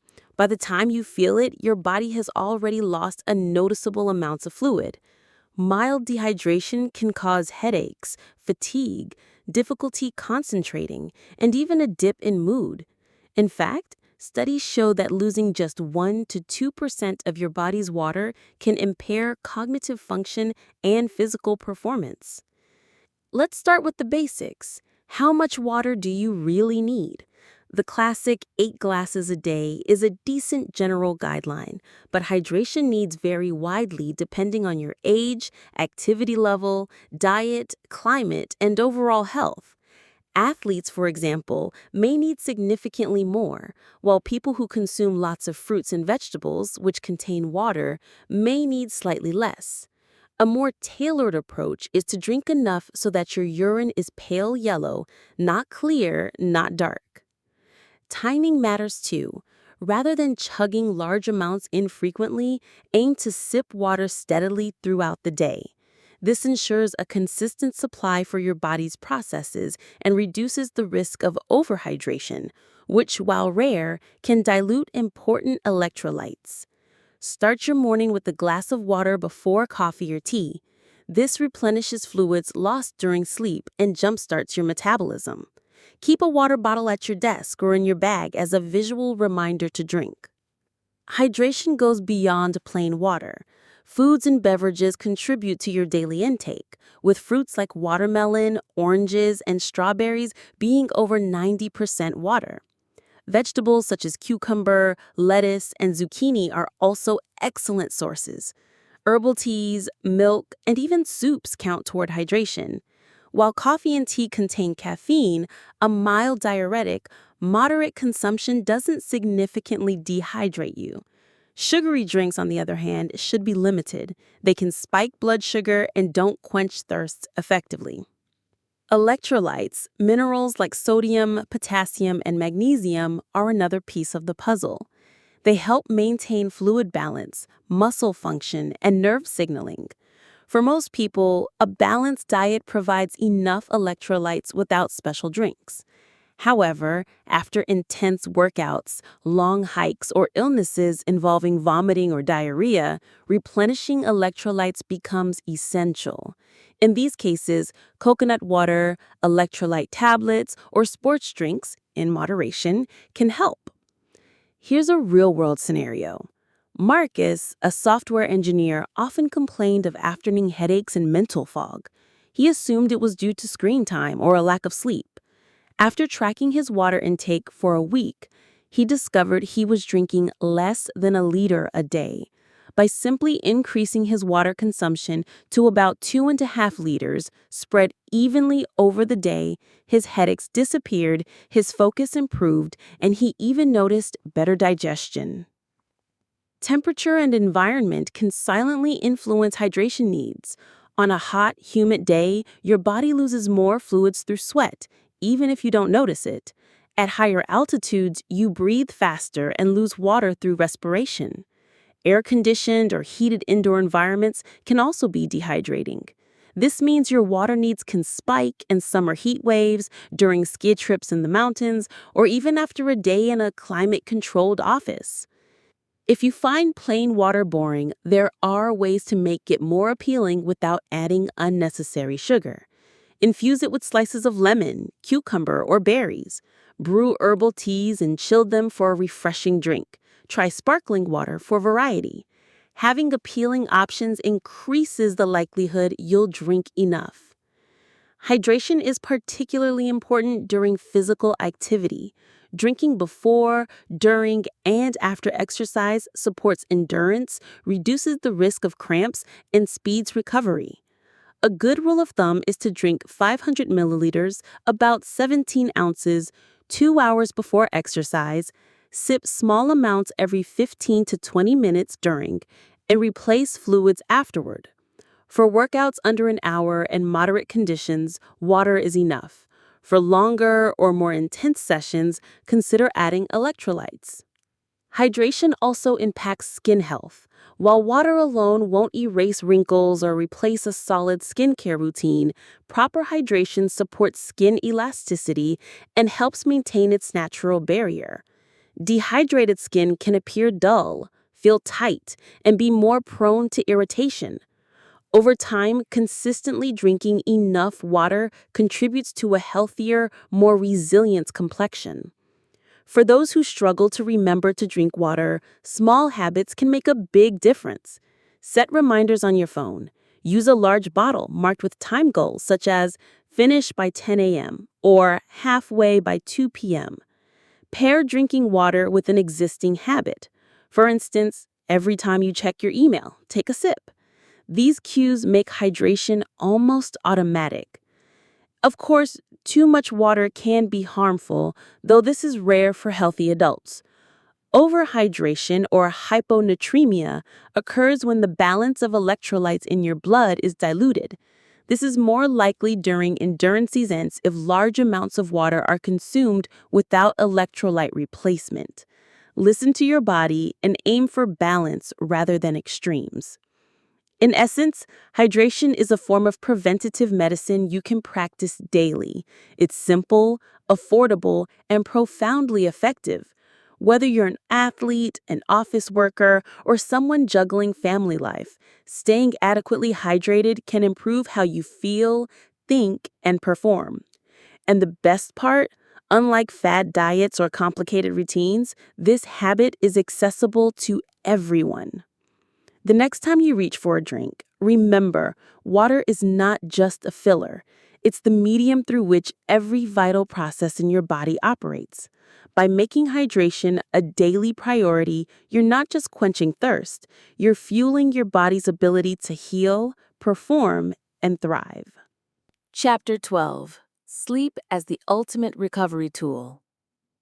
If nutrition fuels your body and hydration keeps it running smoothly, sleep is the silent engineer who repairs, recalibrates, and optimizes every system overnight. Yet, in our fast-paced, screen-saturated world, quality rest has become one of the most neglected aspects of health. Many people treat sleep as optional, something to cut back on when life gets busy, not realizing they're sabotaging their productivity, mood, and long-term well-being in the process. Sleep is not just a passive state of doing nothing. It's an active, dynamic process during which your brain consolidates memories, your muscles repair micro tears from daily activity, and your hormones reset to prepare for the next day. Deep sleep, in particular, is essential for physical recovery, while rapid eye movement sleep supports creativity, emotional regulation, and problem-solving skills. Adults typically need between 7 and 9 hours of sleep each night, but quantity alone isn't enough. Quality matters just as much. Broken, restless nights can leave you just as tired as sleeping too little.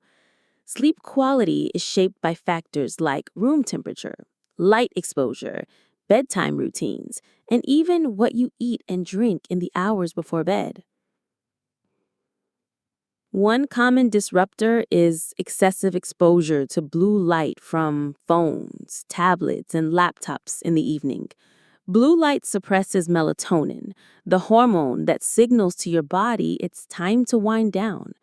A simple but powerful adjustment is to set a digital sunset, turning off screens an hour before bed or using blue light filters if that's not possible.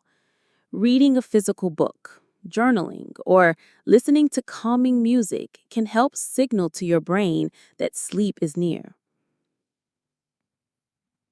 Let's take an example. Samantha, a high-achieving marketing manager, often worked late into the night on her laptop.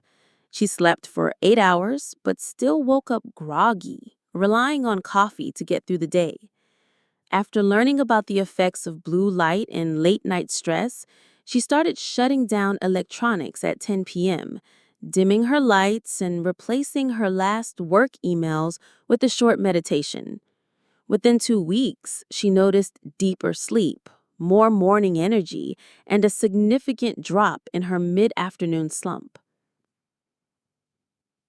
The environment where you sleep is equally important. Your bedroom should be cool, dark, and quiet. Think of it as a sanctuary for rest.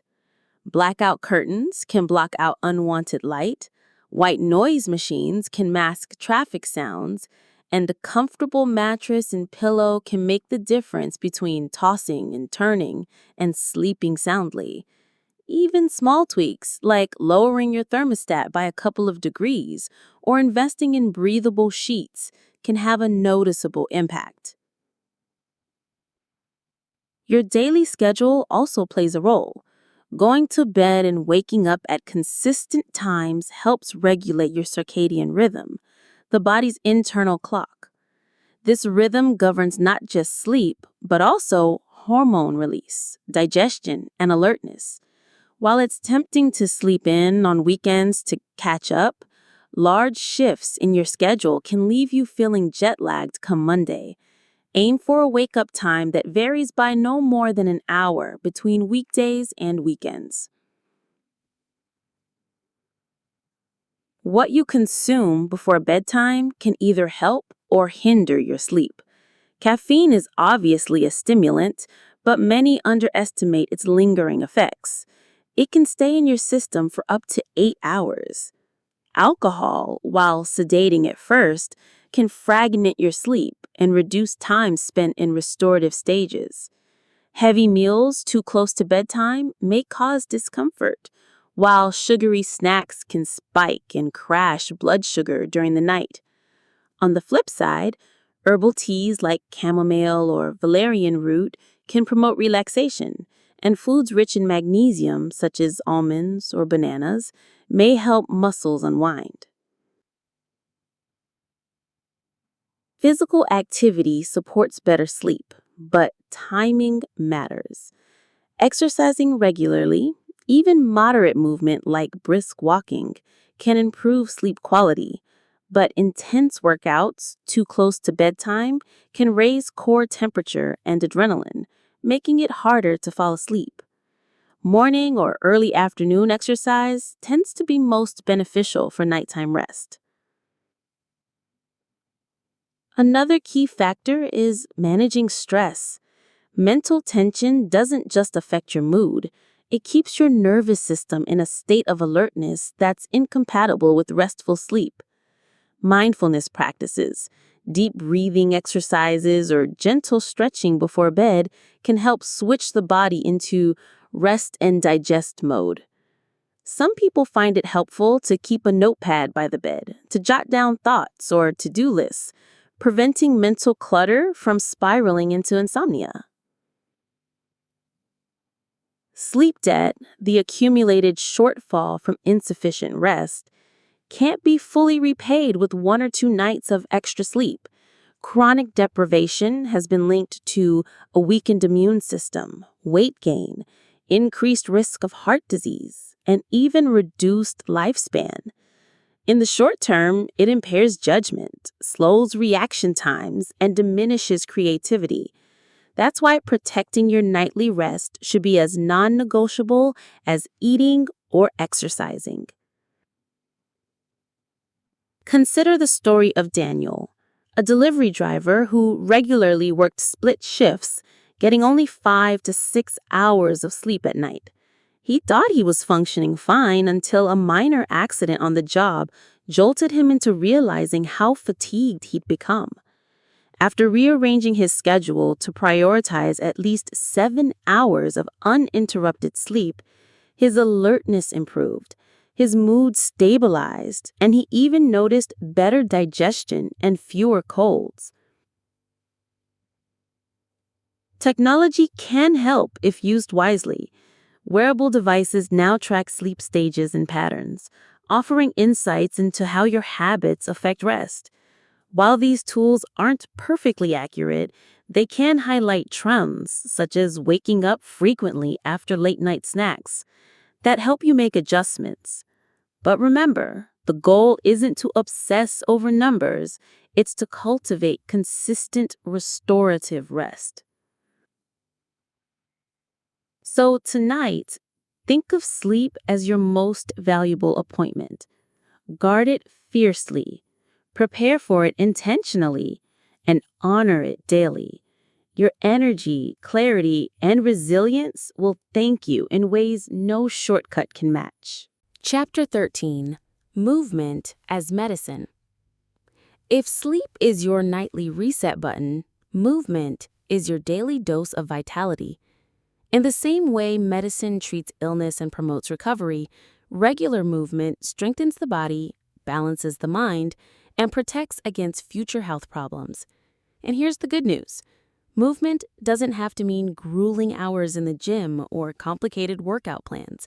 It simply means keeping your body active in a way that is both enjoyable and sustainable.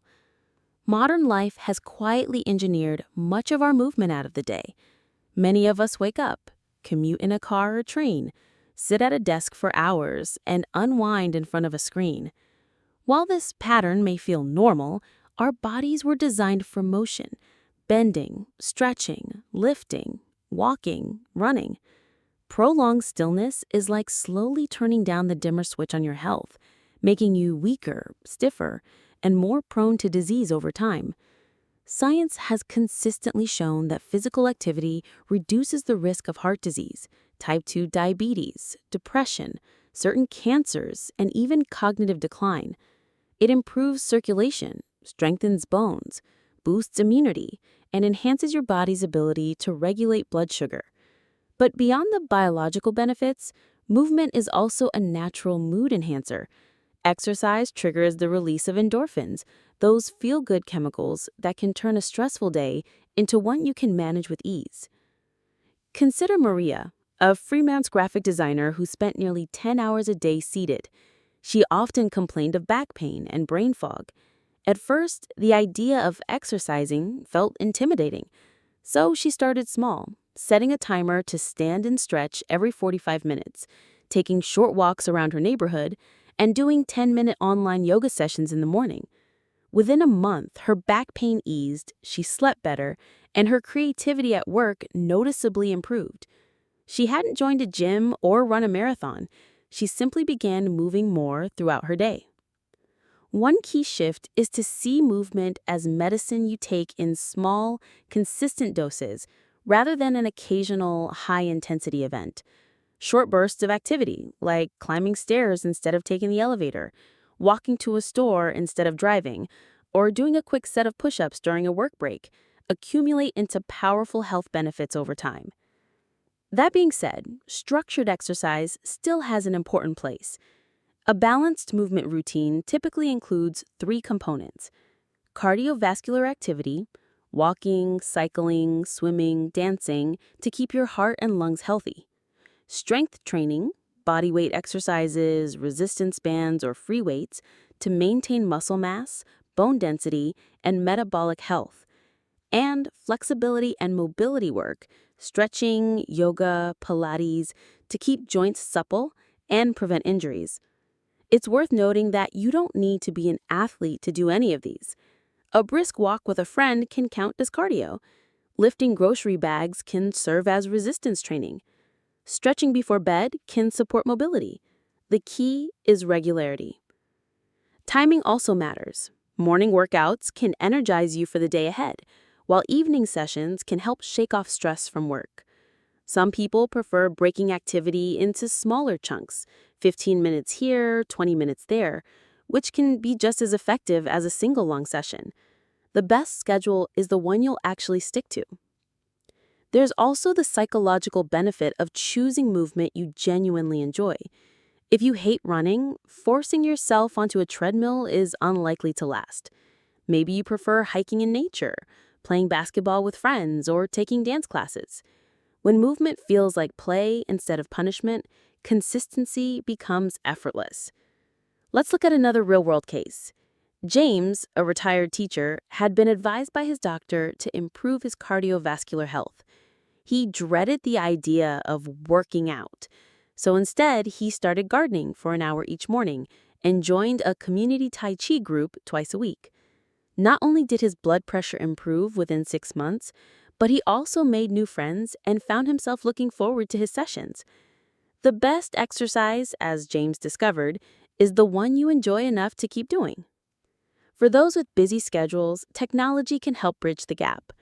Fitness trackers, step counters, and even short guided workout apps can remind you to move when life gets hectic. However, the goal is not perfection, but progress. Missing a day isn't failure, it's simply an opportunity to start fresh the next one.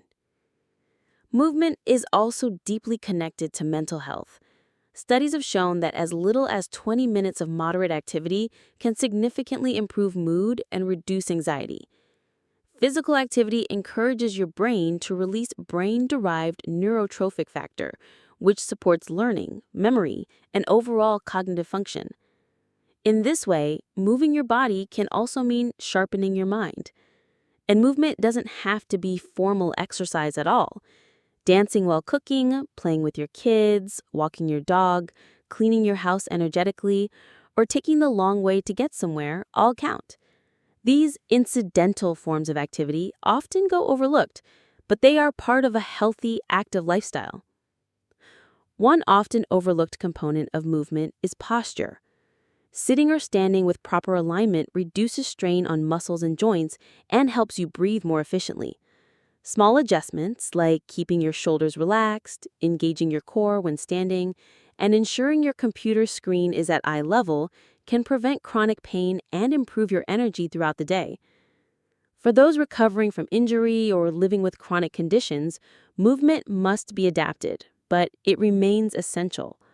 Low-impact activities like swimming, water aerobics, or chair yoga can keep the body active without overloading joints. Consulting with a physical therapist or a qualified trainer can help create a safe plan tailored to your needs. Ultimately, movement is one of the most accessible and effective forms of medicine available, free, adaptable, and proven by centuries of human experience. You don't need perfect conditions, expensive equipment, or hours of spare time. You just need to start where you are and keep going. Think of your body as a well-tuned instrument. Without regular use, it stiffens and falls out of harmony. But when you move, in big ways and small, you keep it flexible, strong, and responsive, ready for whatever life brings. Just as a daily multivitamin supports health, a daily dose of movement keeps your body and mind thriving. So today, don't wait for the perfect moment to exercise. Take the stairs, stretch during your lunch break, or step outside for a brisk walk. Your future self will thank you for every step, bend, and lift you choose to take, because every movement is a prescription for a healthier, happier you. Chapter 14: Nutrition Beyond the Plate. When most people think about nutrition, they picture food on a plate: vegetables, grains, proteins, and maybe a small dessert. But true nourishment goes far beyond the act of eating. It's not just what you consume, but how, when, and even why you eat that shapes your health. Nutrition is a daily dialogue between your body and the nutrients you give it. And like any good conversation, quality matters just as much as quantity. Let's start with the basics. Your body is an incredibly complex machine, and every cell relies on the food you eat for fuel, repair, and growth. Vitamins, minerals, amino acids, fatty acids, and antioxidants are like the individual workers in a factory. Each has a specific job, and when any are missing or undersupplied, the whole system slows down. Unfortunately, in the modern food environment, it's easy to consume plenty of calories, but very few of the nutrients your body actually needs. Take Sam, for example. A young marketing executive, he often skipped breakfast, grabbed a coffee and pastry on the way to work, and ordered takeout for lunch. By mid-afternoon, he felt sluggish, irritable, and unable to focus. His diet wasn't lacking in calories, far from it, but it was missing the nutrients that support stable energy, mental clarity, and long-term health. When he began preparing overnight oats with fruit for breakfast and packing a lunch with lean protein, vegetables, and whole grains, his energy levels evened out, his concentration improved, and he no longer crashed at 3 p.m. One of the most overlooked aspects of nutrition is timing. Your body's metabolism follows a natural rhythm, the circadian rhythm, which affects how you process food throughout the day. For example, studies show that eating larger meals earlier can improve energy use and help manage weight, while heavy late-night meals may disrupt sleep and digestion. This doesn't mean you must eat at exactly the same times every day, but being mindful of your body's natural cues, hunger, fullness, and energy levels can make a significant difference. Another key factor is food quality. Highly processed foods are designed to be hyperpalatable, meaning they trigger pleasure centers in the brain without delivering much in the way of nutrition. This can lead to a cycle of cravings, overeating, and nutrient deficiency. In contrast, whole foods, vegetables, fruits, nuts, seeds, whole grains, lean meats, and fish provide the nutrients your body needs without the hidden sugars, unhealthy fats, and artificial additives that can silently undermine your health. But nutrition beyond the plate also means considering how you eat. Rushed, distracted meals, eaten while scrolling through your phone or answering emails, can impair digestion. Your body needs to be in a rest and digest state, not a fight or flight mode, to properly absorb nutrients. Simple habits like taking a few deep breaths before eating, chewing thoroughly, and putting down your fork between bites can transform your relationship with food. There's also the question of why you eat. Not all hunger is physical. Emotional eating, turning to food for comfort, distraction, or reward, is common, but over time it can mask the body's natural hunger signals. Recognizing the difference between genuine hunger and emotional triggers is a powerful skill. Journaling, practicing mindfulness, or simply pausing to ask, "Am I truly hungry before eating?" can help shift the pattern. Hydration is another crucial yet often neglected part of nutrition. Water is essential for nearly every bodily function, from regulating temperature to aiding digestion and transporting nutrients. Mild dehydration can cause fatigue, headaches, and reduced mental performance. While the old 8 glasses a day rule is a simple guideline, individual needs vary based on climate, activity level, and diet. Foods like cucumbers, watermelon, and oranges can also contribute to hydration. Let's consider the role of diversity in nutrition. Your gut is home to trillions of microbes, collectively known as the gut microbiome, that influence digestion, immunity, and even mood. These microbes thrive on a variety of plant-based foods. A diet rich in colorful fruits, vegetables, legumes, and whole grains provide different types of fiber and nutrients that feed a diverse microbiome, which in turn supports overall health. One practical way to boost diversity is the 30 Plant Challenge, aiming to eat 30 different plant foods each week. This can include herbs, spices, seeds, and even coffee or tea. Yes, those count. Not only does this broaden your nutrient intake, but it makes meals more interesting. Cultural and social aspects also shape our nutrition. In many traditional diets, meals are prepared from scratch, eaten slowly, and shared with others. The Mediterranean diet, for example, is not only about olive oil and fresh vegetables, but also about the communal, relaxed way meals are enjoyed. This combination of nutrient-rich foods and low-stress eating environments contributes to better health outcomes. For people with specific health conditions, nutrition beyond the plate becomes even more personalized. Someone managing type 2 diabetes may focus on balancing carbohydrate intake and timing meals to maintain stable blood sugar. Someone recovering from surgery might prioritize protein and certain vitamins to aid healing. Working with a registered dietitian can help tailor these needs to individual circumstances. Another dimension is environmental nutrition, thinking about how your food choices affect the planet. Choosing local, seasonal produce, reducing food waste, and incorporating more plant-based meals can not only benefit your health, but also reduce your ecological footprint. This is nutrition that nourishes both your body and the world around you. And finally, we can't ignore the role of self-compassion in nutrition.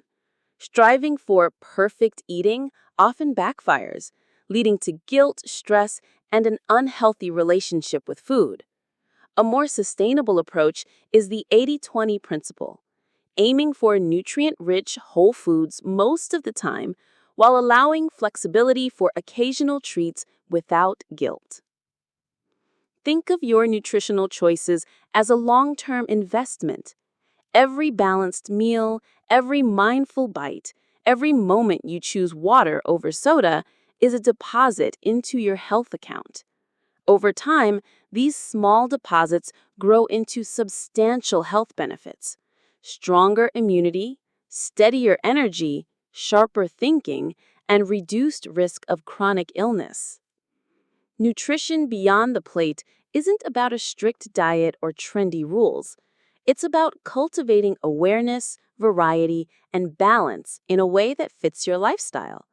By seeing food as more than fuel, you open the door to a richer, more connected experience with what nourishes you, body, mind, and soul.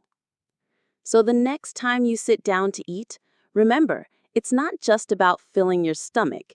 It's about giving your body the care, respect, and quality it deserves, meal by meal, choice by choice.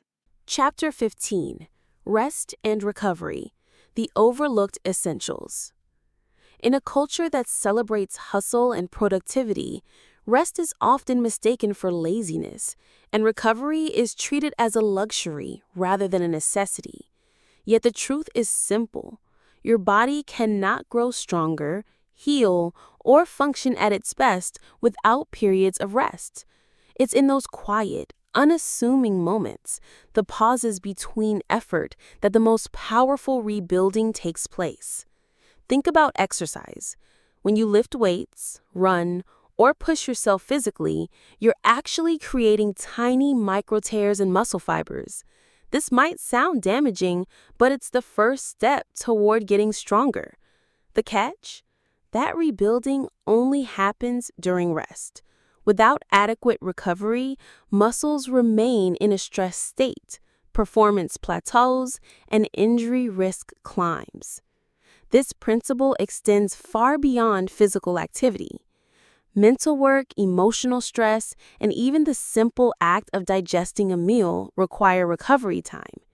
Your brain, for instance, consumes about 20% of your body's energy, despite making up only 2% of your weight.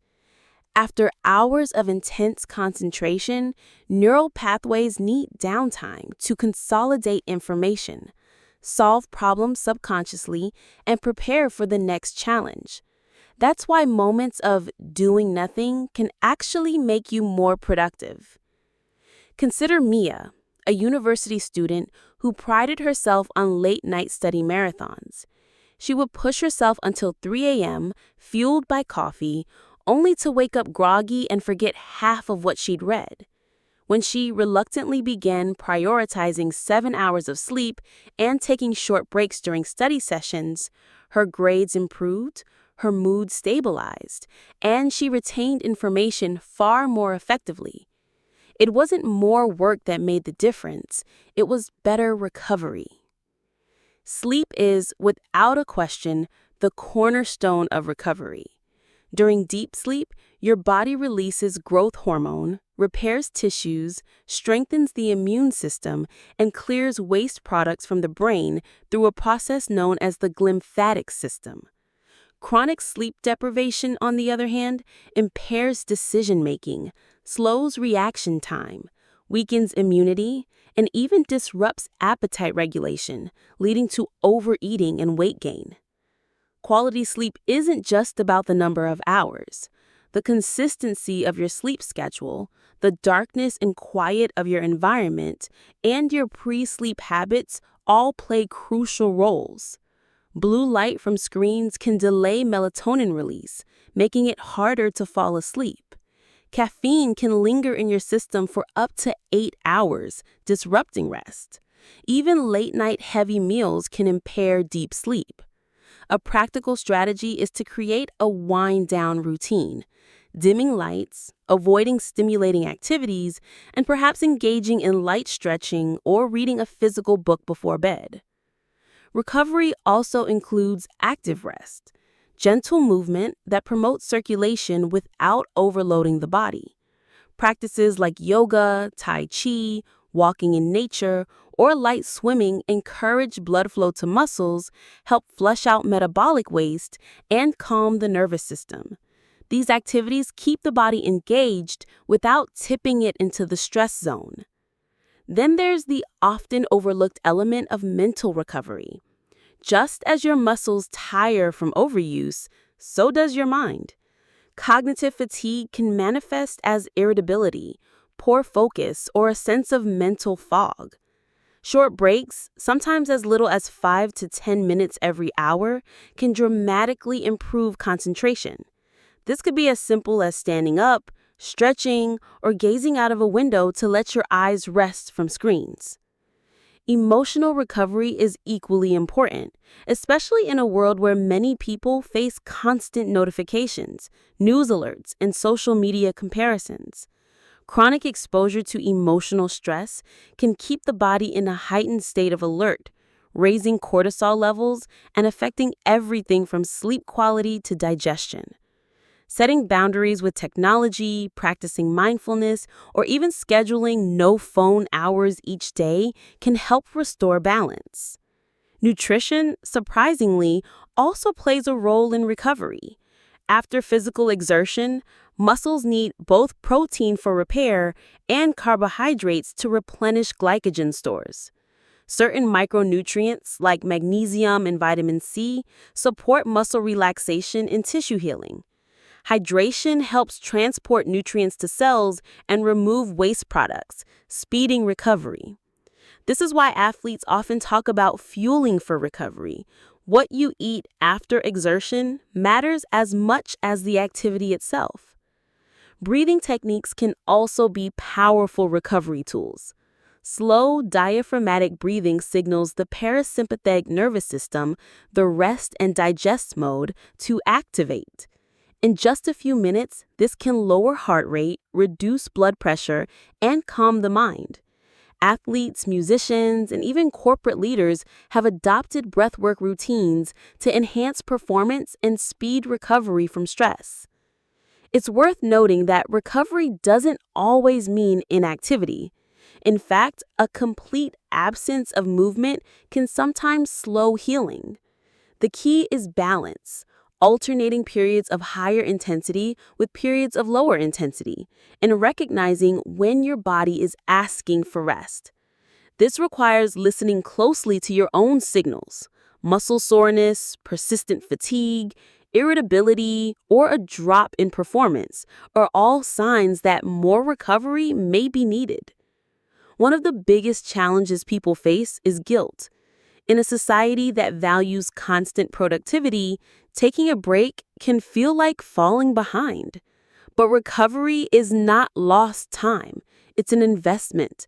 The world's top performers, from elite athletes to creative innovators, schedule recovery as deliberately as they schedule work. Olympic swimmers nap between training sessions. Riders take long walks to clear their minds. Even CEOs block out thinking time in their calendars. Nature provides perhaps the most powerful form of recovery. Time spent outdoors, especially in green spaces or near water, reduces stress hormones, boosts mood, and can even lower blood pressure. The Japanese practice of Shinrin-yoku, or forest bathing, is a perfect example. Simply walking slowly through a forest, breathing in the scents and listening to natural sounds can restore both mind and body. The takeaway is simple. Rest and recovery are not optional extras to be squeezed in when convenient. They are essential pillars of health, on equal footing with nutrition and movement. Without them, even the best diet and exercise plan will eventually lead to burnout. To make recovery a consistent part of your life, start small. Choose one area, perhaps getting to bed 30 minutes earlier or taking a 10-minute walk during lunch, and make it a non-negotiable. Over time, layer in other practices, a weekly digital detox, a daily breathing exercise, or a monthly day dedicated entirely to rest. In the long run, it's not the moments of intense effort that determine your health, but the rhythm of effort and recovery. Like the spaces between musical notes, rest gives shape and meaning to the performance of your life. Without it, the melody becomes noise. With it, the music flows. Chapter 16. Movement as Medicine. If a pill existed that could strengthen the heart, improve mood, sharpen memory, regulate blood sugar, enhance immune function, and slow aging, all without side effects, it would be hailed as the greatest medical breakthrough in history. Yet such a pill already exists. It's called movement. Movement is often mistaken for exercise, but they are not the same. Exercise is a structured form of movement, going to the gym, running, cycling, or taking a yoga class. Movement, on the other hand, is broader and more fundamental. It's the way you carry groceries, bend to tie your shoes, stretch after waking up, or take the stairs instead of the elevator. In essence, exercise is a tool, movement is a lifestyle. Why does movement have such profound effects on health? For starters, our bodies are built for it. Human anatomy, from the hinged knees and rotating shoulders to the shock-absorbing spine, evolved to walk, squat, reach, climb, and lift. When these systems aren't used regularly, they weaken. Muscles atrophy, joints stiffen, circulation slows, and even brain function suffers. Sitting for extended periods has been linked to increased risk of cardiovascular disease, type 2 diabetes, and certain cancers, regardless of whether you exercise later in the day. Consider Alex, a graphic designer who sat at his desk for 10 hours a day. Despite going to the gym 3 times a week, he experienced chronic back pain and frequent headaches. His breakthrough came not from more gym time, but from incorporating micro movements throughout his day. Standing while taking calls, walking during lunch, stretching his hips every hour. Within 2 months, his back pain eased, his energy rose, and his focus sharpened. From a physiological perspective, movement fuels circulation. Every time you contract a muscle, it squeezes nearby blood vessels, helping to push blood back toward the heart. This boosts nutrient delivery and waste removal at the cellular level. Movement also stimulates lymphatic flow, a key part of the immune system, which depends entirely on muscle activity to function. One of the most powerful effects of movement is on the brain. Physical activity triggers the release of brain-derived neurotrophic factor, or BDNF, a protein that supports the growth and repair of neurons. It's like fertilizer for the brain, enhancing learning, memory, and mental resilience. That's why a brisk walk can sometimes do more for your creativity than staring at a screen for hours. The mental health benefits are equally striking. Movement reduces levels of cortisol, the stress hormone, and increases endorphins, natural mood elevators. Studies have shown that regular physical activity can be as effective as antidepressant medication for mild to moderate depression without the side effects. And unlike a pill, movement brings a sense of agency. You're not just taking something, you're actively participating in your own healing. So, how much movement is enough? The World Health Organization recommends at least 150 minutes of moderate intensity activity or 75 minutes of vigorous activity per week, along with muscle strengthening activities on 2 or more days. But these are just minimums. The greater challenge is not fitting in a single workout, but ensuring that the rest of your day isn't dominated by stillness. For people who struggle to commit to formal exercise, micro-movements can be transformative. These are short bursts of activity, 1 to 5 minutes, scattered throughout the day.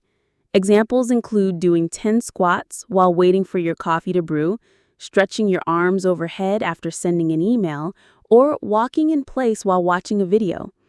Over time, these micro-movements add up to improving flexibility, posture, and energy levels. Variety is another key to sustaining movement. Just as a healthy diet includes a range of foods, a healthy movement diet includes different types of activity. Cardio for heart and lung health, brisk walking, swimming, cycling, strength training for muscle mass and bone density, body weight exercises, resistance bands and free weights, mobility and flexibility work to maintain range of motion, yoga, stretching, dynamic warm-ups, balance training to prevent falls and maintain coordination, tai chi, single leg stands, agility drills. When these elements are mixed, the benefits multiply. For example, strength training not only builds muscle, but also improves insulin sensitivity, making it easier for the body to regulate blood sugar. Cardio enhances blood flow, which in turn helps deliver nutrients to muscles after strength workouts. Mobility work keeps joints healthy, reducing injury risk during other activities. Cultural traditions around the world have long recognized the healing power of movement. In China, Tai Chi and Qigong blend gentle motion with breath control to enhance vitality. In India, yoga unites posture, breath, and meditation for physical and mental harmony. In Scandinavia, outdoor activities like cross-country skiing are embraced as part of daily life, even in freezing temperatures. These traditions aren't just exercise, they're embedded into identity, routine, and community, which may explain their long-lasting health benefits. Technology, paradoxically, can both hinder and help movement. On one hand, screens encourage hours of sedentary behavior. On the other, wearable fitness trackers, movement reminder apps, and online workout platforms can inspire more activity. The key is to use tech as a tool for motivation, not a reason to remain stationary. If there's one principle to remember, it's that the body thrives on consistency, not extremes. A 10-minute walk every day will serve you better over time than a single intense workout followed by a week of inactivity. Movement is cumulative. Each step, stretch, and bend counts. Start by looking at your environment. Can you arrange your workspace so you stand more often? Can you place your phone or water bottle a few steps away so you have to get up to reach it? Could you swap one car trip per week for a walk or bike ride? These subtle shifts often have a greater long-term impact than drastic but short-lived changes. Ultimately, movement is not a chore to check off, but a gift you give your body. It's the language through which you communicate care to your muscles, joints, heart, and mind. When you treat movement as medicine, you stop thinking in terms of burning calories and start thinking in terms of building life. The more you move, the more alive you feel, and that vitality is something no pill can replicate. Chapter 17. Mindful Eating, Nourishing Body and Mind. In a world of rushed breakfasts, desk lunches, and dinners eaten in front of glowing screens, eating has become something we do on autopilot. We chew mechanically while scrolling through news feeds, barely registering flavors, textures, or fullness. This disconnection robs us of one of life's simplest pleasures and undermines our health in ways we rarely notice until fatigue, digestive issues, or weight fluctuations appear. Mindful eating is a gentle but radical act of reclaiming the table as a place of nourishment rather than mere refueling. At its core, mindful eating means bringing full attention to the experience of eating, noticing the aroma of food before taking a bite, observing how it feels in the mouth, and listening to the body's cues of hunger and satiety. The science behind it is compelling. When you eat slowly and consciously, you give the brain time to register fullness signals from the gut, which typically take 15 to 20 minutes to arrive. This delay explains why hurried eaters are more likely to overeat. By the time their brain realizes they've had enough, they've already taken several unnecessary bites. Mindful eating also improves digestion, as chewing thoroughly mixes food with saliva, beginning the chemical breakdown before it even reaches the stomach. Consider Lisa, a busy accountant who often ate lunch in her car between client meetings. She would finish her sandwich in under 5 minutes and wonder why she felt bloated and sluggish all afternoon. After learning about mindful eating, she began taking 20 minutes for lunch, putting her phone away and chewing each bite at least 20 times. Within weeks, she noticed fewer digestive issues, more stable energy, and even a deeper appreciation for simple meals. One of the most practical ways to start is by paying attention to hunger levels before eating. Rate your hunger on a scale from 1 to 10, where 1 is, I'm so full I can't eat another bite, and 10 is, I'm so hungry I could eat anything in sight. Ideally, you start eating around a 3 or a 4, hungry but not ravenous, and stop at a 6 or a 7, comfortably satisfied but not stuffed. Mindful eating is also about removing judgment. In our diet-obsessed culture, it's easy to label foods as good or bad, which often leads to guilt or binging. Instead, mindfulness encourages curiosity. If you choose a slice of chocolate cake, notice its sweetness, the way the fork glides through the frosting, how it melts on your tongue. Savoring it fully often leads to eating less of it, not because of self-denial, but because you've truly tasted it. Cultural traditions offer timeless lessons in mindful eating. In Japan, the practice of hara hachibu, eating until 80% full, has been linked to longevity in Okinawa, one of the world's blue zones, where people live exceptionally long lives. In Mediterranean countries, meals are often shared slowly with family and friends, accompanied by conversation and pauses between courses, which naturally regulates pace and portion size. Mindful eating also extends beyond the moment of the meal. It starts with how we choose and prepare food.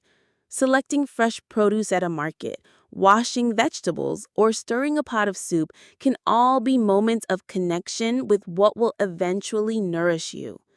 When you cook, you become more aware of ingredients, portion sizes, and the effort that goes into a dish. Awareness that carries over to the act of eating. In today's fast food landscape, practicing mindful eating can feel like swimming against the current. Convenience foods are engineered for speed and craveability with precise combinations of sugar, salt, and fat that override natural hunger cues. One study found that ultra-processed foods can lead to consuming up to 500 extra calories per day without realizing it. Mindfulness interrupts this pattern by slowing you down and returning decision-making power to you. A useful starting ritual is the first bite pause. Before eating, take a moment to look at your food. Inhale its aroma and acknowledge where it came from. The farm, the hands that prepared it, the journey it took to your plate. This small act can shift your mindset from consumption to gratitude. For those who struggle with emotional eating, turning to food for comfort rather than hunger, mindfulness is especially powerful. By tuning into feelings before reaching for a snack, you can ask, am I truly hungry, or am I bored, anxious, or lonely? If it's the latter, perhaps a walk, a phone call, or a few deep breaths would meet the need more directly than food. Over time, this awareness reduces the compulsion to eat in response to emotions. Technology can be both an obstacle and a tool here. Phones and TVs are major distractions, but mindfulness acts can guide short pre-meal meditations or help track hunger and fullness cues. The goal is not perfection, but progress. Perhaps starting with one mindful meal per day, then gradually making it your default way of eating. Children can also benefit greatly from mindful eating habits. Teaching them to describe the taste of an apple or the crunch of a carrot not only develops sensory awareness, but also fosters a positive relationship with food from an early age. Families might even create silent bites at the start of dinner, where everyone eats quietly for the first 2 minutes, noticing flavors before conversation resumes. The ripple effects of mindful eating go beyond physical health. When meals are eaten with attention and gratitude, they become moments of grounding in a busy day. They remind us that nourishment is not just about calories or nutrients, but about connection to our bodies, our senses, and the larger web of life that sustains us. Ultimately, mindful eating is not a diet, a set of rules, or a short-term challenge. It's a lifelong skill, a way of transforming something we do every day into a daily act of care. By slowing down, tasting deeply, and listening closely to the body, we can rediscover the simple truth. Eating well is not just about living longer, but about living more fully in each bite. Chapter 18. Sleep, the Silent Healer. Every night, while the world outside goes quiet, a hidden orchestra begins its work inside the human body. Organs repair microscopic damage, hormones rebalance, memories consolidate, and the immune system strengthens its defenses. All of this happens during sleep, a process so vital that going without it for even a few days can unravel both mental sharpness and physical health. In our culture of constant productivity, sleep is often treated as a negotiable luxury rather than a biological necessity. We proudly burn the midnight oil, believing we can catch up on weekends or that coffee can mask the deficit. But science tells a different story.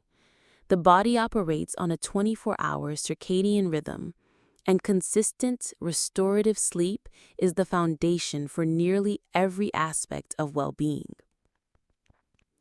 Consider the case of Daniel, a software developer who regularly stayed up past 1 a.m. working on projects. He believed he was gaining extra productive hours, but over time he noticed slower reaction times, irritability, and more frequent colds. A visit to his doctor revealed that his immune function and cortisol levels were being disrupted by chronic sleep deprivation. After committing to a consistent bedtime of 10:30 p.m., Daniel's energy, mood, and even creativity improved within weeks. Sleep is not just downtime.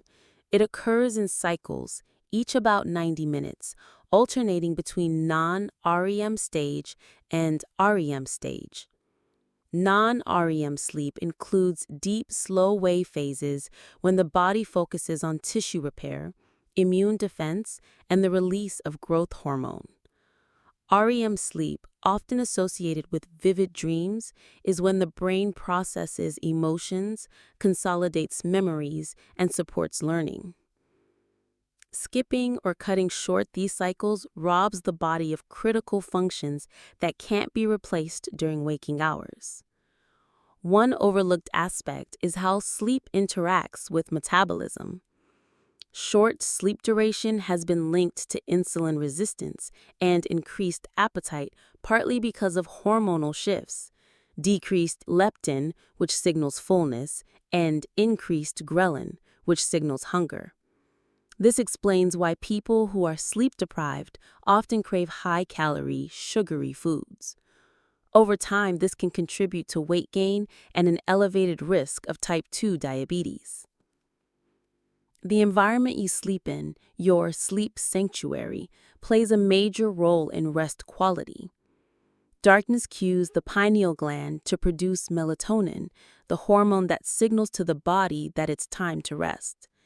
Even small amounts of artificial light, like from a phone screen or digital clock, can disrupt this process.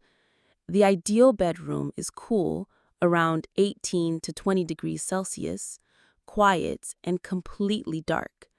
For people in noisy cities, white noise machines or earplugs can help maintain deep sleep.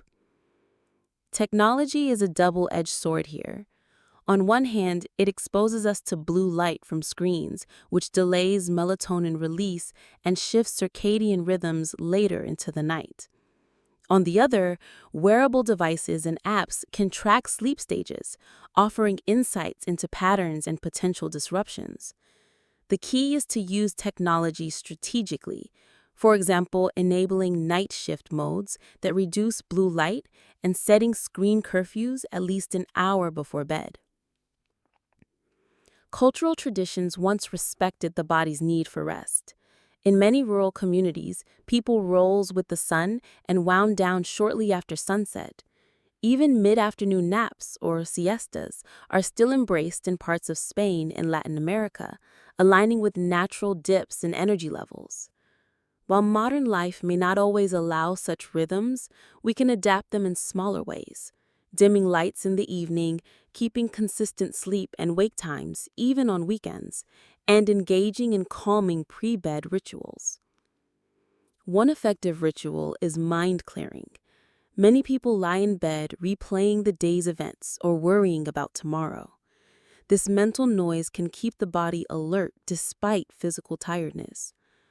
Writing down tasks for the next day, journaling, or practicing breathing exercises can signal to the brain that it's safe to let go.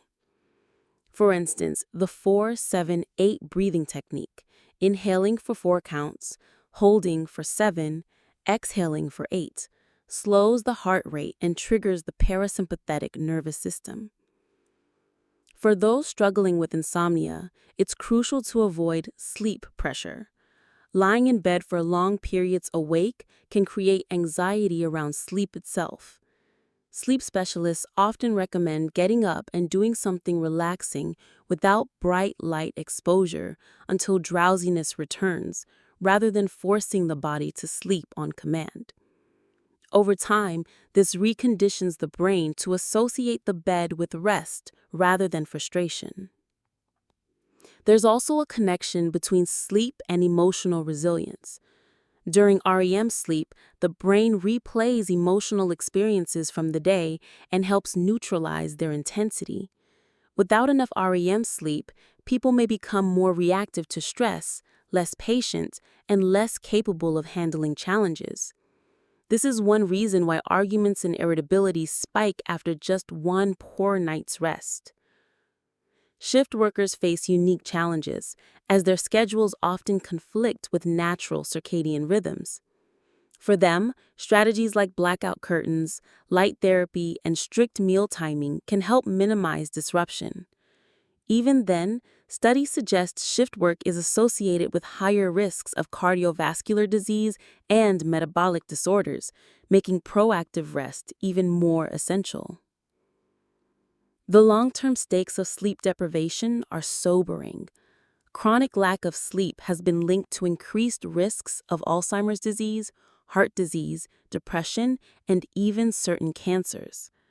In Alzheimer's research, scientists have observed that during deep sleep, Cerebral spinal fluid flows more actively through the brain, flushing out beta amyloid, a toxic protein associated with the disease. Skipping sleep reduces this nightly cleaning process. Yet sleep is one of the most accessible and cost-free health interventions available. Unlike gym memberships or expensive supplements, better sleep only requires time, consistency, and small environmental adjustments. In many cases, improving sleep quality pays dividends across the board. Sharper thinking, steadier mood, better immunity, and even more balanced relationships. Ultimately, treating sleep as non-negotiable is an act of self-respect. It's not laziness, it's maintenance. The world will always have one more email, one more episode, one more task waiting. But your body's healing clock doesn't pause. Each night you choose to rest deeply, you give that silent orchestra a chance to perform its most important symphony, one that keeps you healthy, energized, and ready for whatever tomorrow brings. Chapter 19. Stress Mastery. Thriving Under Pressure. Stress is often painted as the villain of modern life, a destructive force that erodes our health and happiness. But in truth, stress is not inherently bad. It is the body's natural response to challenges, designed to sharpen focus and fuel action. What makes stress harmful is not its existence, but our inability to regulate it. Just as water is essential for life, but deadly in a flood, stress can either nourish or drown us, depending on how we manage it. At its core, stress is a biological cascade. When we face a perceived threat, whether a looming work deadline or a sudden honk in traffic, the hypothalamus sends signals to release adrenaline and cortisol. These hormones prime the body for the classic fight or flight response. Heart rate increases, breathing quickens, blood rushes to muscles. This system evolved to help us survive predators, but in the modern world, those same reactions are triggered by emails, bills, or social conflicts. Unlike a predator attack, these modern stressors don't resolve quickly, leaving our stress system switched on far longer than it was meant to be. Take the story of Mia, a high school teacher who loved her job, but constantly felt overwhelmed by grading, parent meetings, and extracurricular days. She thought stress was just part of being dedicated. But over time, she developed tension headaches, digestive issues, and frequent colds. When she learned that chronic stress was keeping her cortisol levels elevated, she began experimenting with small daily practices like deep breathing between classes, walking in the school garden during lunch, and setting a firm no work after 8 p.m. boundary. Within months, her symptoms eased and she found herself enjoying teaching again. There's an important distinction between distress or harmful stress and eustress, positive stress. Eustress is the kind that pushes us to grow, like the excitement before a big presentation, the adrenaline during a sports match, or the energy of learning something new. The goal isn't to eliminate all stress, but to tip the balance toward eustress while minimizing prolonged distress. Physiologically, prolonged stress keeps the sympathetic nervous system overactive.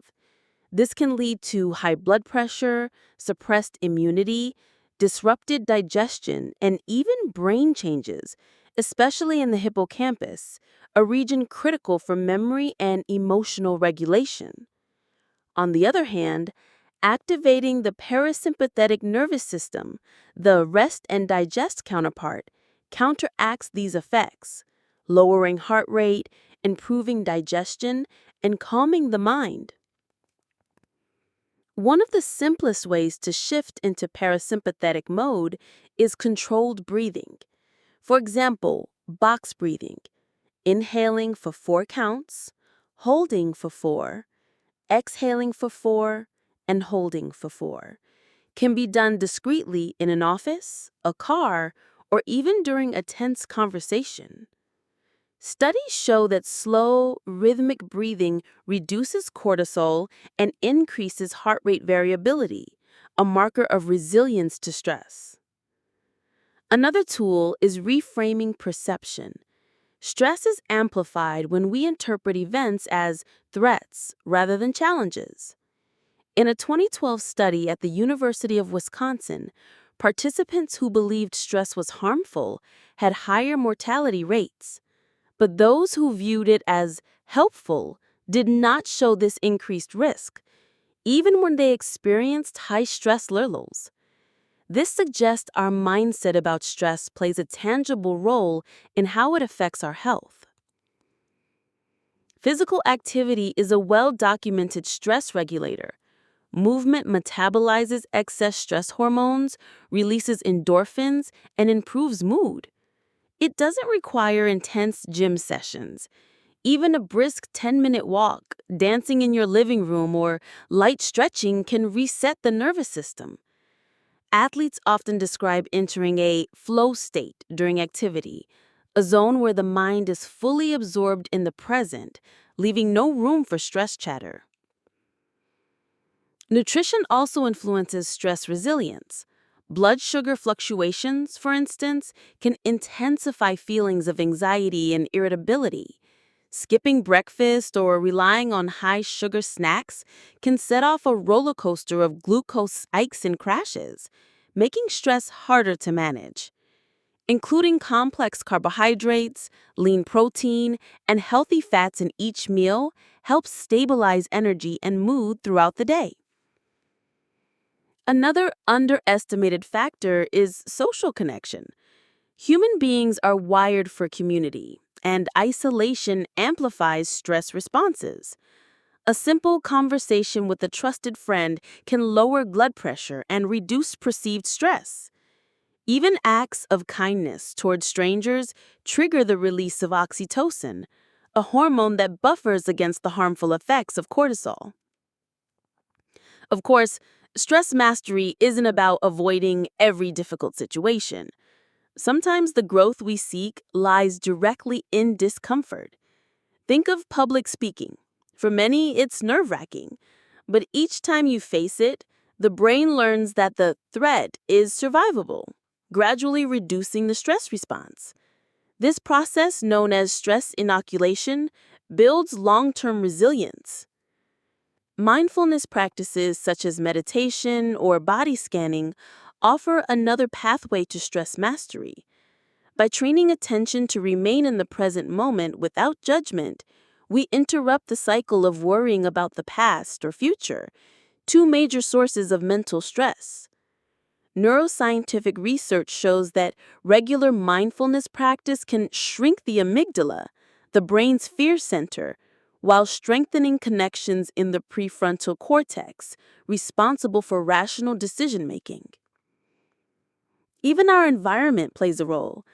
Cluttered spaces can create a low-level sense of chaos, subtly increasing stress. Creating a calm, organized environment, whether at home or at work, signals safety to the brain, making it easier to relax. Natural elements like plants or sunlight have measurable calming effects, a phenomenon known as biophilia. For those facing high-intensity careers, emergency responders, healthcare workers, entrepreneurs, proactive recovery is non-negotiable. This means scheduling recovery time with the same priority as meetings or deadlines. Recovery can be active, like yoga or nature walks, or passive, naps, soaking in a bath. The key is to make it intentional, not something squeezed in if there's time. Long-term stress mastery also involves building stress buffers into your lifestyle. This can include keeping a gratitude journal to shift focus toward positives, practicing micro-pauses during the day, brief moments to breathe, stretch, or reset posture, saying no when your plate is full, preserving mental bandwidth for what matters most. The paradox of stress is that the same force that can burn us out can also shape us into more capable, compassionate, and courageous individuals if we learn to ride its waves instead of being pulled under. Like a skilled surfer, stress mastery is about reading the waters, paddling with intention, and knowing when to ride the wave and when to rest on the board. Ultimately, thriving under pressure isn't about living a stress-free life. It's about developing the internal resources to meet life's demands without losing yourself in the process. When we shift from resisting stress to working with it, we transform it from a source of harm into a source of power, one that fuels growth, resilience, and a deeper sense of fulfillment. Chapter 20, The Gut-Brain Connection. Nourishing your second brain. For centuries, people have referred to gut feelings, instincts that seem to come from deep in the belly rather than the brain. As it turns out, this isn't just a poetic phrase. Modern science confirms that the gut and brain are in constant communication, forming a powerful partnership known as the gut-brain axis. This two-way highway influences mood, cognition, immunity, and even how we respond to stress. At the center of this relationship lies the enteric nervous system, or ENS, a vast network of neurons embedded in the walls of our digestive tract. Often called the second brain, the ENS contains over 100 million nerve cells, more than the spinal cord. It doesn't just passively take orders from the brain, it sends its own signals, affecting how we feel and think. One of the main messengers in this relationship is the vagus nerve, a long cranial nerve that acts like a fiber optic cable between gut and brain. About 80% of the vagus nerve's traffic is information flowing from the gut up to the brain, not the other way around. This means your mental state is heavily influenced by what's happening in your digestive system. An astonishing fact, around 90% of the body's serotonin, a neurotransmitter that regulates mood, sleep, and appetite, is produced in the gut, not the brain. The gut microbiome, a community of trillions of bacteria, fungi, and other microbes, plays a critical role in this process. When the microbiome is diverse and balanced, it supports healthy serotonin production, reduces inflammation, and promotes stable mood. But when it's imbalanced, a state called dysbiosis, it can contribute to anxiety, depression, brain fog, and even neurodegenerative conditions. Consider the case of Daniel, a software engineer who struggled with chronic fatigue and low mood. He thought it was just the stress of deadlines, but a nutritionist suggested he try altering his diet to support gut health. Daniel began including probiotic-rich foods like kefir and sauerkraut, increased his fiber intake from vegetables and legumes, and cut down on ultra-processed snacks. Within 2 months, his energy improved, his digestion became smoother, and, unexpectedly, his mood stabilized. What seemed like a mental health problem had a digestive component all along. The connection works both ways. Emotional stress can disrupt gut function, and gut imbalance can heighten stress responses. For example, stress hormones can alter the gut's permeability, sometimes called leaky gut, allowing inflammatory molecules to enter the bloodstream and affect the brain. This can create a vicious cycle where stress worsens gut health, which in turn amplifies stress. So, how do we nourish this second brain? First, focus on dietary diversity. A varied diet feeds a wider range of beneficial gut microbes. Fiber-rich foods like oats, chia seeds, apples, lentils, and leafy greens act as prebiotics, feeding the good bacteria. Fermented foods, yogurt, kimchi, tempeh, miso, supply probiotics, adding more friendly microbes to the system. Studies show that people who regularly consume a variety of plant foods have more diverse microbiomes, which is linked to better mental health and immunity.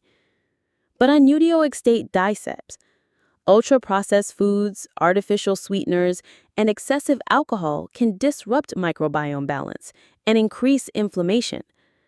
While occasional indulgence is fine, the daily foundation of your diet should be whole, nutrient-dense foods. Hydration also matters.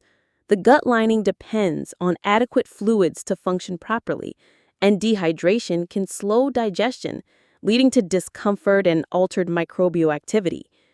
Even mild dehydration can affect mood and cognitive function. So that brain fog after a busy morning might be your gut's way of saying, I need water. Physical activity supports the gut-brain connection as well. Movement stimulates intestinal contractions, aiding digestion, and has been shown to promote microbiome diversity. Interestingly, some studies on endurance athletes reveal that their microbiomes contain bacteria that help to metabolize lactic acid, potentially improving performance. You don't need to run marathons, even regular walking or yoga to make a difference. Stress management is another pillar of gut health. Practices like deep breathing, meditation, and spending time in nature activate the parasympathetic nervous system, which improves digestion and microbial balance.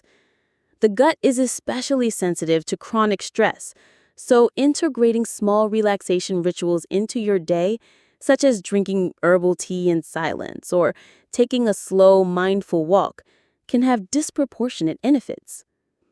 Sleep quality also influences gut health.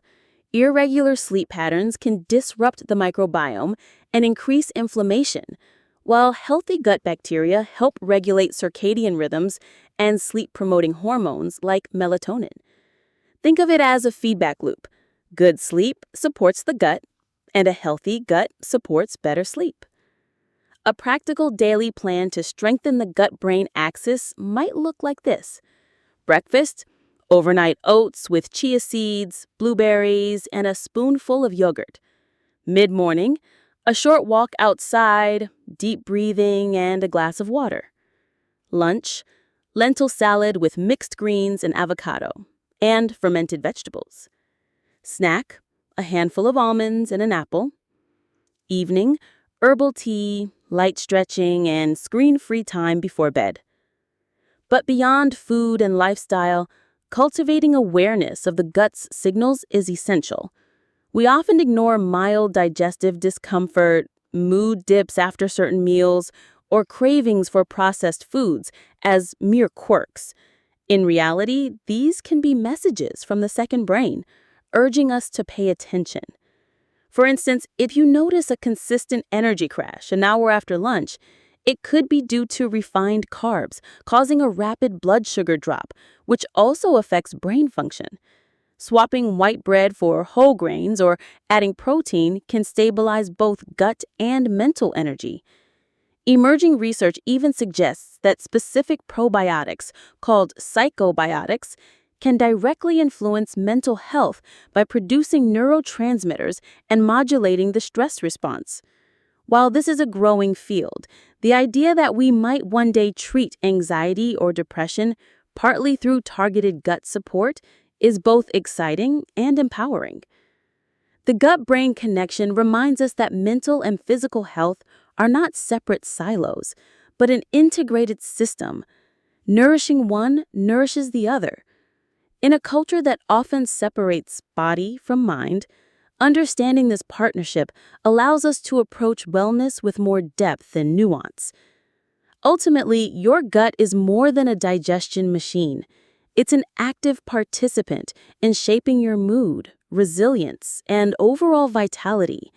By feeding it well, managing stress, sleeping deeply, and moving regularly, you're not just supporting your stomach, you're strengthening a vital communication line to your brain. And when that dialogue is healthy, the whole system, body and mind, thrives.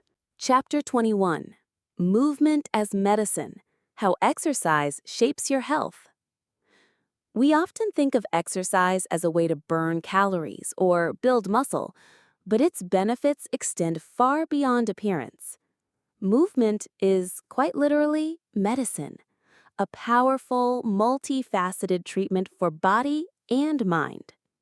Unlike a pill, it works on every system at once: cardiovascular, musculoskeletal, immune, metabolic, and even emotional health. The best part? It's available to almost everyone, costs nothing, and can be tailored to your own rhythm. Humans are designed to move. For 99% of our evolutionary history, survival required walking long distances, climbing, squatting, lifting, and running. In contrast, the modern lifestyle often involves hours of sitting at a desk, in a car, or in front of a screen. This mismatch has profound consequences. Prolonged sitting slows metabolism, weakens muscles, stiffens joints, and disrupts blood flow. Research even shows that sitting for more than 8 hours a day without adequate movement is linked to higher risk of heart disease, diabetes, and premature death, even for people who exercise intensely for 1 hour a day. The magic lies in making movement a regular part of life, not just an occasional gym session. This doesn't mean you need to become an athlete.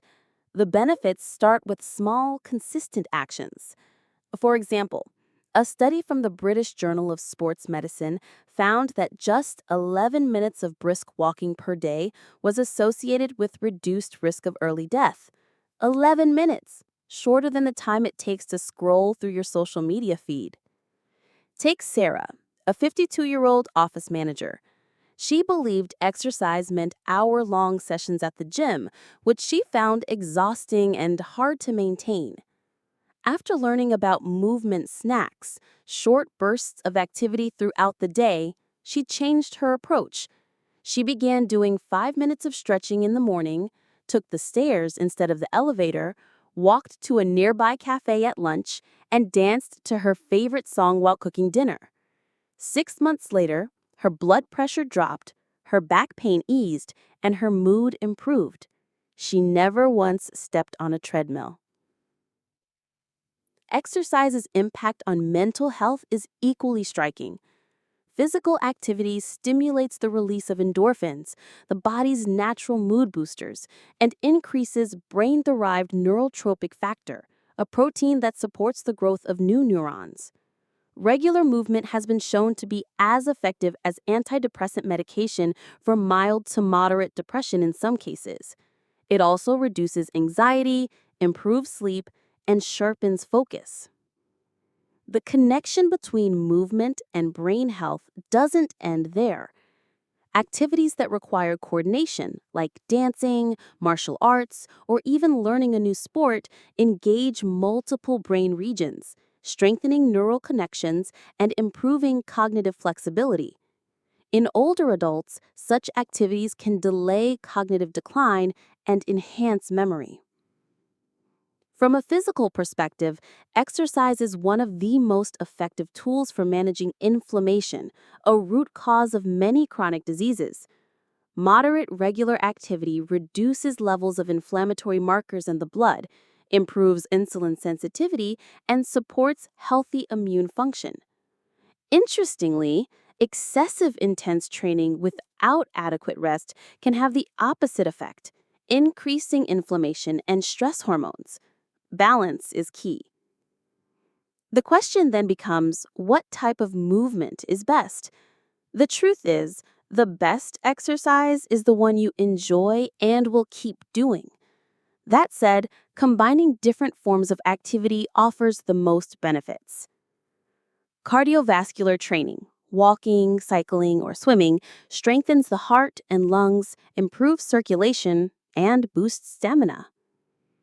Strength training, weightlifting, resistance bands, body weight exercises, maintains muscle mass, supports bone density, and improves metabolic health. Flexibility and mobility work, yoga, Pilates, or stretching, keeps joints healthy, reduces injury risk, and enhances posture. Balance training, Tai Chi, standing on one leg, or balance boards, improves stability and helps prevent falls. especially important as we age. A weekly routine could be as simple as 2 to 3 days of strength training, 20 to 40 minutes, 2 to 3 days of moderate cardio, 30 minutes, daily light movement, stretching, walking, chores, one fun skill-based activity, dance class, hiking, or playing a sport. Beyond structured workouts, incidental movement matters. Gardening, cleaning the house, playing with your kids, carrying groceries, all count toward daily activity and burn more energy than you might think. Recovery is as important as exercise. Muscles grow and adapt during rest, not while you're training. Adequate sleep, proper nutrition, and active recovery days like gentle stretching, slow walks, prevent overtraining and injury. For people with health conditions, movement remains essential, but may need tailoring. For example, gentle water aerobics can benefit those with arthritis by reducing joint stress. Seated exercises can improve strength and circulation in people with mobility challenges. Always consult a healthcare professional before starting a new regimen if you have medical concerns, but remember that almost no condition benefits from complete inactivity. Modern technology can help or hinder. Fitness trackers, step counters, and workout apps can provide motivation and accountability, but they can also create pressure. Use them as tools, not as tyrants. The goal is long-term consistency, not perfection. And here's an underappreciated truth. Joy amplifies the benefits. If you hate jogging, forcing yourself to jog daily isn't sustainable. If you love dancing in your living room or hiking in the woods, those activities will naturally become part of your lifestyle. Movement that feels like play doesn't require discipline. It becomes self-reinforcing. A practical movement as medicine day might look like this. Morning, 5 minutes of light stretching and 10 minutes of brisk walking. Midday, take a standing break every hour, do calf raises or shoulder rolls at your desk. Evening, 20 minutes of strength training, push-ups, squats, resistance bands, followed by a few minutes of yoga poses. Weekend, a bike ride with friends or a nature hike. Think of exercise as a prescription you write for yourself, but instead of a pill bottle, it's filled with moments of vitality. Each time you move, you signal your body to stay strong, adaptable, and resilient. Over time, these signals add up to a foundation of health that no medication can fully replicate. Ultimately, movement is not punishment for what you've eaten, nor is it a task to check off. It's a celebration of what your body can do. When you reframe it this way, the motivation shifts from guilt to gratitude, and exercise transforms from a chore into a lifelong ally. Chapter 22. Sleep, the unsung pillar of total health. When we think about health, we often focus on diet and exercise.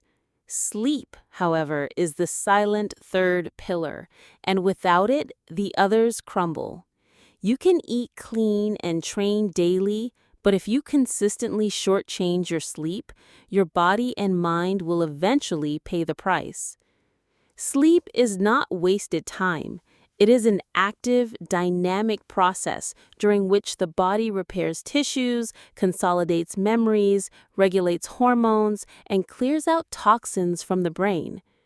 Neuroscientists have discovered the glymphatic system, a kind of waste clearance pathway in the brain that becomes up to 10 times more active during sleep, flushing away harmful proteins like beta amyloid that are linked to Alzheimer's disease. Despite its critical role, modern society often treats sleep as optional. We glorify late nights, early mornings, and hustle culture as badges of honor. The irony is that chronic sleep deprivation reduces productivity, impairs decision-making, and increases the risk of mistakes, the very things people sacrifice sleep to avoid. The science is clear. Most adults need between 7 and 9 hours of quality sleep per night. Quality matters as much as quantity. Sleep is composed of several stages: light sleep, deep slow wave sleep, and REM, rapid eye movement sleep. Each plays a unique role. Deep sleep is essential for physical repair and immune function, while REM sleep supports emotional regulation, learning, and creativity. Consider Alex, a 34-year-old entrepreneur who prided himself on getting by with 5 hours of sleep. Over time, he noticed creeping weight gain, brain fog, irritability, and frequent colds. After reluctantly trying a 7-hour sleep schedule for a month, including a consistent bedtime and reduced late-night screen use, he reported sharper focus, improved mood, and better workouts. His business didn't suffer, it thrived because he was performing at his mental and physical best. Chronic sleep loss has profound health consequences. Studies link insufficient sleep to increased risk of obesity, type 2 diabetes, cardiovascular disease, and even certain cancers. Sleep deprivation disrupts hunger hormones, lowering leptin, the satiety hormone, and raising ghrelin, the hunger hormone, making it harder to resist high-calorie foods. It also impairs insulin sensitivity, which can lead to blood sugar spikes and, over time, metabolic disease. On the mental health front, poor sleep heightens emotional reactivity and anxiety. Brain imaging shows that the amygdala, the brain's fear and emotion center, becomes up to 60% more reactive after a night of sleep deprivation, while the prefrontal cortex, which regulates decision-making, is less active.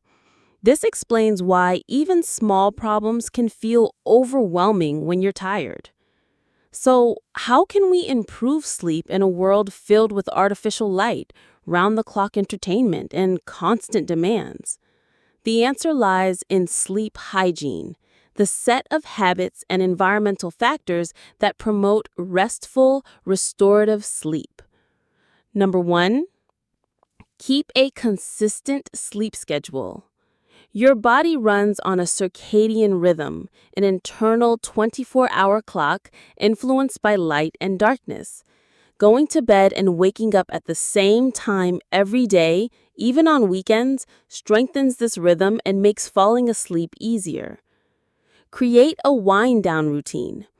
About an hour before bed, switch from stimulating activities, work, intense exercise, or social media to calming ones, like reading a physical book, stretching, listening to soft music, or journaling.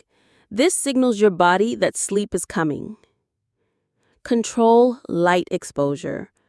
Light is the most powerful signal for your circadian clock. Get bright natural light in the morning to help wakefulness and dim lights in the evening to encourage melatonin production. Avoid blue light from screens 1 to 2 hours before bed or use blue light blocking filters. Keep your bedroom cool, dark, and quiet. The ideal temperature for most people is between 18 and 20 degrees Celsius, 65 to 68 degrees Fahrenheit. Use blackout curtains or an eye mask, and consider earplugs or white noise if sound is an issue. Be mindful of food and drink. Avoid heavy meals, caffeine, and alcohol close to bedtime. Caffeine can stay in your system for 6 to 8 hours, and while alcohol may help you fall asleep faster, it disrupts deep sleep later in the night. Move your body, but not too close to bedtime. Regular exercise promotes better sleep, but intense workouts within 2 hours of bedtime may raise your body temperature and adrenaline levels, making it harder to fall asleep. Small adjustments can make a big difference. For example, Maria, a teacher who struggled with insomnia for years, transformed her sleep simply by setting a strict 10:30 p.m. bedtime, cutting caffeine after 2 p.m., and replacing her late-night TV habit with a warm shower and light stretching. Within 2 weeks, she was sleeping through the night and waking up energized. Sometimes deeper issues require attention. Sleep disorders like sleep apnea, restless leg syndrome, or chronic insomnia may need medical evaluation. Sleep apnea in particular is often underdiagnosed. It causes repeated breathing interruptions during the night, leading to fragmented sleep and higher risk of heart disease. If you snore heavily or feel excessively tired despite long sleep hours, a sleep study may be warranted. Napping can be a helpful tool if used wisely. A short 20 to 30-minute nap can boost alertness and mood without affecting nighttime sleep. Longer naps may lead to sleep inertia, that groggy feeling when you wake up, unless they're timed to complete a full sleep cycle, around 90 minutes. Modern life will always present temptations to cut sleep short, but reframing sleep as a productivity tool rather than an obstacle can shift priorities.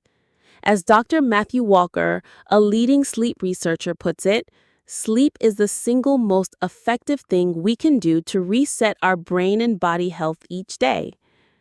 A practical sleep prescription might include consistent sleep and wake times, e.g., 11 p.m. to 7 a.m., morning sunlight exposure for 10 to 15 minutes, evening routine with reduced screen time, bedroom optimized for darkness, coolness, and comfort, limiting caffeine to before early afternoon.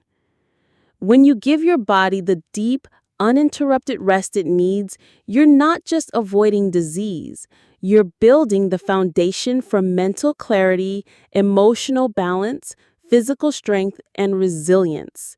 Sleep is not the enemy of ambition, it is its greatest ally. Chapter 23: Stress and Recovery. Finding your inner balance. Stress is not inherently bad. In fact, it is an essential part of human survival.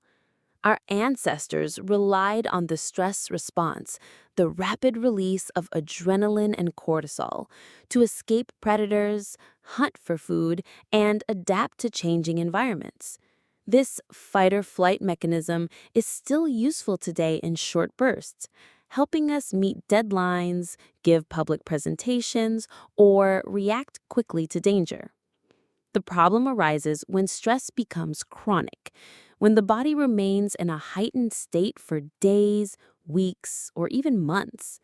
Prolonged stress keeps cortisol levels elevated, disrupting almost every system in the body.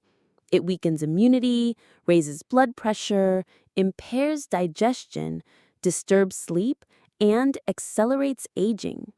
The mind is equally affected. Chronic stress increases the risk of anxiety, depression, and burnout. Researchers at Harvard Medical School have described chronic stress as wear and tear on the body, known as allostatic load. Over time, this load becomes a silent drain on energy, mood, and health. Consider Daniel, a software engineer juggling a high-pressure job, late-night coding sessions, and constant phone notifications. At first, he thrived on the adrenaline rush, believing he was simply passionate about his work. But after several months, fatigue became his baseline. He suffered frequent headaches, brain fog, and irritability. Only when he took a 2-week vacation, during which he unplugged from work entirely, did he realize how tense he had been. By the end of the break, his sleep improved, his mood lifted, and his focus returned. Understanding the stress cycle. Our bodies are designed to handle short-term stress through the sympathetic nervous system, fight or flight, followed by recovery through the parasympathetic nervous system, rest and digest. In a healthy cycle, stress is followed by sufficient recovery, allowing the body to return to balance. Modern life, however, often leaves the recovery phase incomplete. Many people live in a near constant on mode with no true downtime. Physiologically, this means the heart rate stays elevated, muscles remain tense, and stress hormones linger in the bloodstream. Psychologically, it creates a sense of never being off duty, even during supposed leisure time. Signs of chronic stress can include frequent headaches or muscle tension, trouble sleeping or staying asleep, digestive issues without clear cause, constant fatigue, difficulty concentrating, feeling easily irritated or overwhelmed. Recognizing these signs early allows us to intervene before stress turns into burnout or illness. Recovery is not a luxury, it's a biological necessity. Just as athletes need rest days to rebuild muscle, our minds and nervous systems need recovery periods to process and heal. Neuroscience shows that during downtime, the brain engages in default mode network activity, a state linked to creativity, problem solving, and emotional integration. Recovery can take many forms, but the most effective approaches share a common theme. They activate the parasympathetic nervous system, signaling safety and relaxation. Practical recovery strategies. Controlled breathing. Simple breathing exercises can lower heart rate and cortisol in minutes. One proven method is the 4-7-8 technique. Inhale through the nose for 4 seconds, hold for 7 seconds, and exhale slowly through the mouth for 8 seconds. Repeat for 4 cycles. Mindfulness and meditation. Meditation trains the mind to stay present, reducing the tendency to ruminate on past problems or future worries. Even 10 minutes a day can significantly reduce perceived stress and improve emotional resilience. Movement that calms, not just excites. While high-intensity workouts are great for physical fitness, activities like yoga, tai chi, or gentle walking in nature activate the rest and digest response. Nature exposure. Studies from Japan's forest bathing research show that spending time in natural environments lowers blood pressure, reduces stress hormones, and boosts immune function. Digital boundaries. Constant notifications keep the brain in a semi-alert state. Designate no-screen windows during the day, especially the first hour after waking and the hour before bed. Creative outlets. Engaging in hobbies like painting, cooking, playing music, or gardening can be deeply restorative. These activities shift the brain into a flow state where time feels suspended and stress fades. Case study. Lena, a nurse working in a busy hospital, often felt emotionally drained by the end of her shifts. She began dedicating 15 minutes each morning to mindful breathing and 30 minutes after work to slow stretching and journaling. Within 2 weeks, she noticed she could handle difficult patients without feeling emotionally overwhelmed, and her sleep improved. The role of perspective. How we interpret stress matters. Psychologist Kelly McGonigal's research suggests that seeing stress as a challenge rather than a threat changes the body's physiological response, promoting resilience instead of harm. For example, feeling your heart race before a presentation can be reframed as your body preparing you to perform at your best. This doesn't mean ignoring genuine overload, but shifting mindset can help prevent unnecessary anxiety about everyday pressures. Creating a personal stress reset plan. Identify your main stress triggers. Write down the top 3 situations or habits that consistently cause tension. Match each trigger with a recovery strategy. For example, if your trigger is late night emails, your strategy might be set a 9 p.m. cutoff for work messages. Schedule recovery like an appointment. Block time for walks, hobbies, or rest, just as you would for meetings. Check in weekly. Review how you felt and adjust your plan as needed. Why recovery boosts performance. Elite athletes and corporate executives alike are learning that peak performance comes from balancing stress with recovery.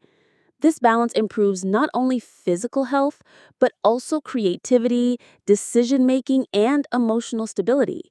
In other words, recovery makes you more effective, not less. As Dr. James Ler says, stress is the stimulus for growth, but recovery is where the growth actually happens.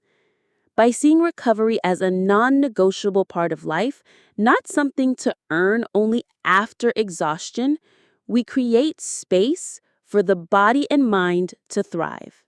You cannot pour from an empty cup, but with consistent recovery, you can keep refilling it.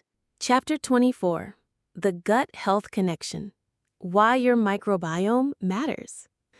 If you were told that inside your body lives a bustling metropolis of trillions of tiny organisms, bacteria, fungi, viruses, and other microbes, you might picture a science fiction movie. Yet this city is very real. It's called the gut microbiome, and it plays a role in far more than digestion. Think of your gut as both a control center and an ecosystem. Its residents, mostly bacteria, outnumber your own human cells by about 10 to 1. Collectively, they weigh roughly as much as your brain. For decades, scientists saw them as passive passengers in the digestive system. Now we know they're active partners in our health, influencing metabolism, immune defense, mental well-being, and even disease risk. Your second brain. The gut has its own nervous system, called the enteric nervous system, containing over 100 million nerve cells, more than in your spinal cord. This second brain communicates directly with the brain in your head through the vagus nerve and a constant stream of chemical signals. Neuroscientists have found that about 90% of serotonin, the feel-good neurotransmitter, is produced in the gut. This helps explain why gut health and mood are so closely linked. It's also why disturbances in the microbiome are associated with anxiety, depression, and stress-related disorders. The microbiome's many jobs.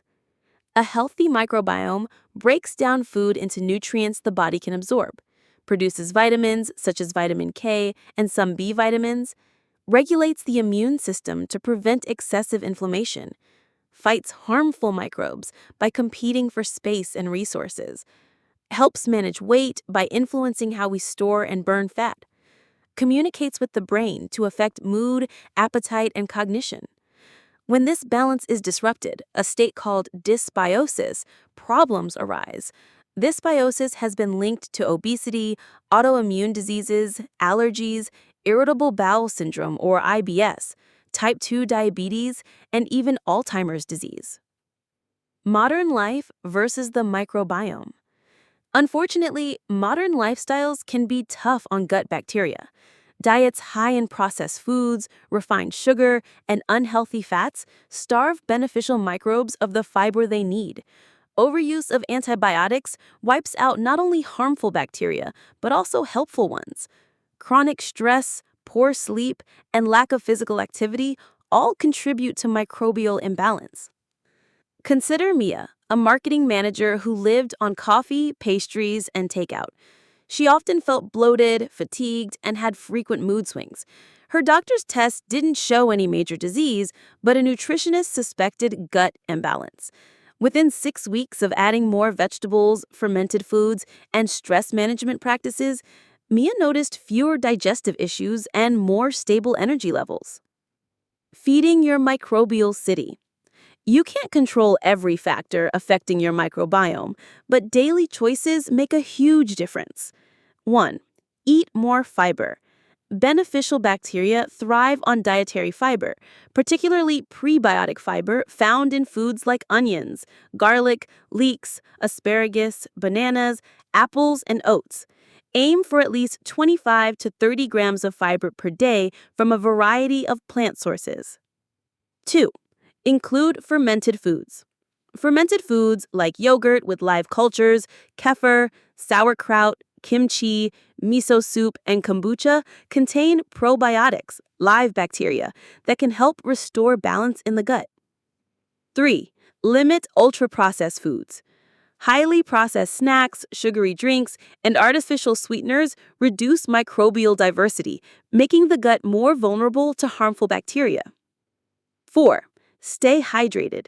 Water supports the mucosal lining of the intestines and helps nutrients pass efficiently, indirectly supporting microbial health. 5. Manage stress. Remember the gut-brain connection? Chronic stress alters gut bacteria and increases inflammation.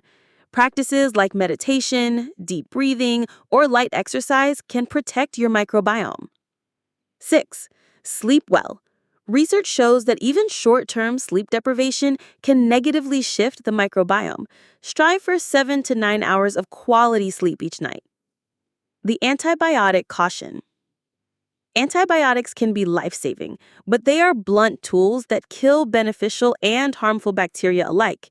Whenever possible, use them only under a doctor's direction and follow up with probiotic-rich foods or supplements to help rebuild gut diversity. From science to daily life. One fascinating study from the American Gut Project, a massive citizen science initiative, found that people who ate more than 30 different plant foods per week had more diverse and resilient gut microbiomes than those who ate 10 or fewer. This doesn't mean you need exotic superfoods. Variety is the real superpower. A colorful plate is a healthy plate, not just for you, but for the tiny citizens in your gut. Signs your gut may need support. Persistent bloating or gas, irregular bowel movements, constipation or diarrhea, food sensitivities that weren't there before, frequent illness or infections, unexplained fatigue, mood swings, or brain fog. If you notice several of these signs, it may be worth consulting a healthcare provider or dietitian who understands gut health. A personal gut healing blueprint.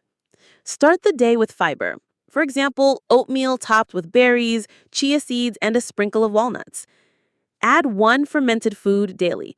Rotate between yogurt, kimchi, sauerkraut, and miso soup. Eat the rainbow.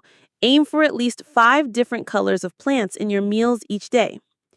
Cut added sugar to under 25 grams per day. De-stress before meals with a minute of deep breathing to support digestion. The big picture. Your microbiome is not static. It changes with your diet, environment, and habits, sometimes within just a few days. This means you have remarkable control over it, and in turn, over many aspects of your health. Taking care of your gut isn't about perfection. It's about consistently feeding and nurturing the beneficial organisms that help you live, think, and feel better. As researchers often say, you are not just what you eat, you are what your microbes do with what you eat. By making your gut environment hospitable, you give those microbes the tools to protect and enhance your well-being for years to come. Conclusion: The Healing Blueprint: Daily Habits for a Healthier You. After journeying through all 24 chapters of The Healing Blueprint, you've probably realized that lasting health doesn't come from sudden changes or miracle methods that work overnight. It comes from small, consistent habits, quiet but powerful, that nurture both your body and mind. Health is not a destination, it's a lifelong journey. Along the way, there will be days when you feel full of energy, and there will be times when your pace slows down. What matters most is not how fast you move, but that you keep moving forward. Remember, you don't need to be perfect. If today is just a little better than yesterday, and tomorrow is a little better than today, you are on the right path. Every step you take, every nourishing meal, every night of quality sleep, and every moment spent on deep, mindful breathing is a brick in the foundation of a healthy, happy, and fulfilling life. This book was not only written to provide you with knowledge, but also to inspire you to start today. No waiting, no postponing. Health is the most precious gift, and you deserve it in its best state. So, keep living, choosing, and shaping your days with awareness and love for your own body and soul. That is the true healing blueprint you hold in your hands. I am deeply grateful to everyone who has joined me on this journey toward a balanced and fulfilling life. May this book bring you moments of clarity, sparks of inspiration, and the gentle reminder that wellness is a path worth walking every day. With heartfelt gratitude, Audiobook Library.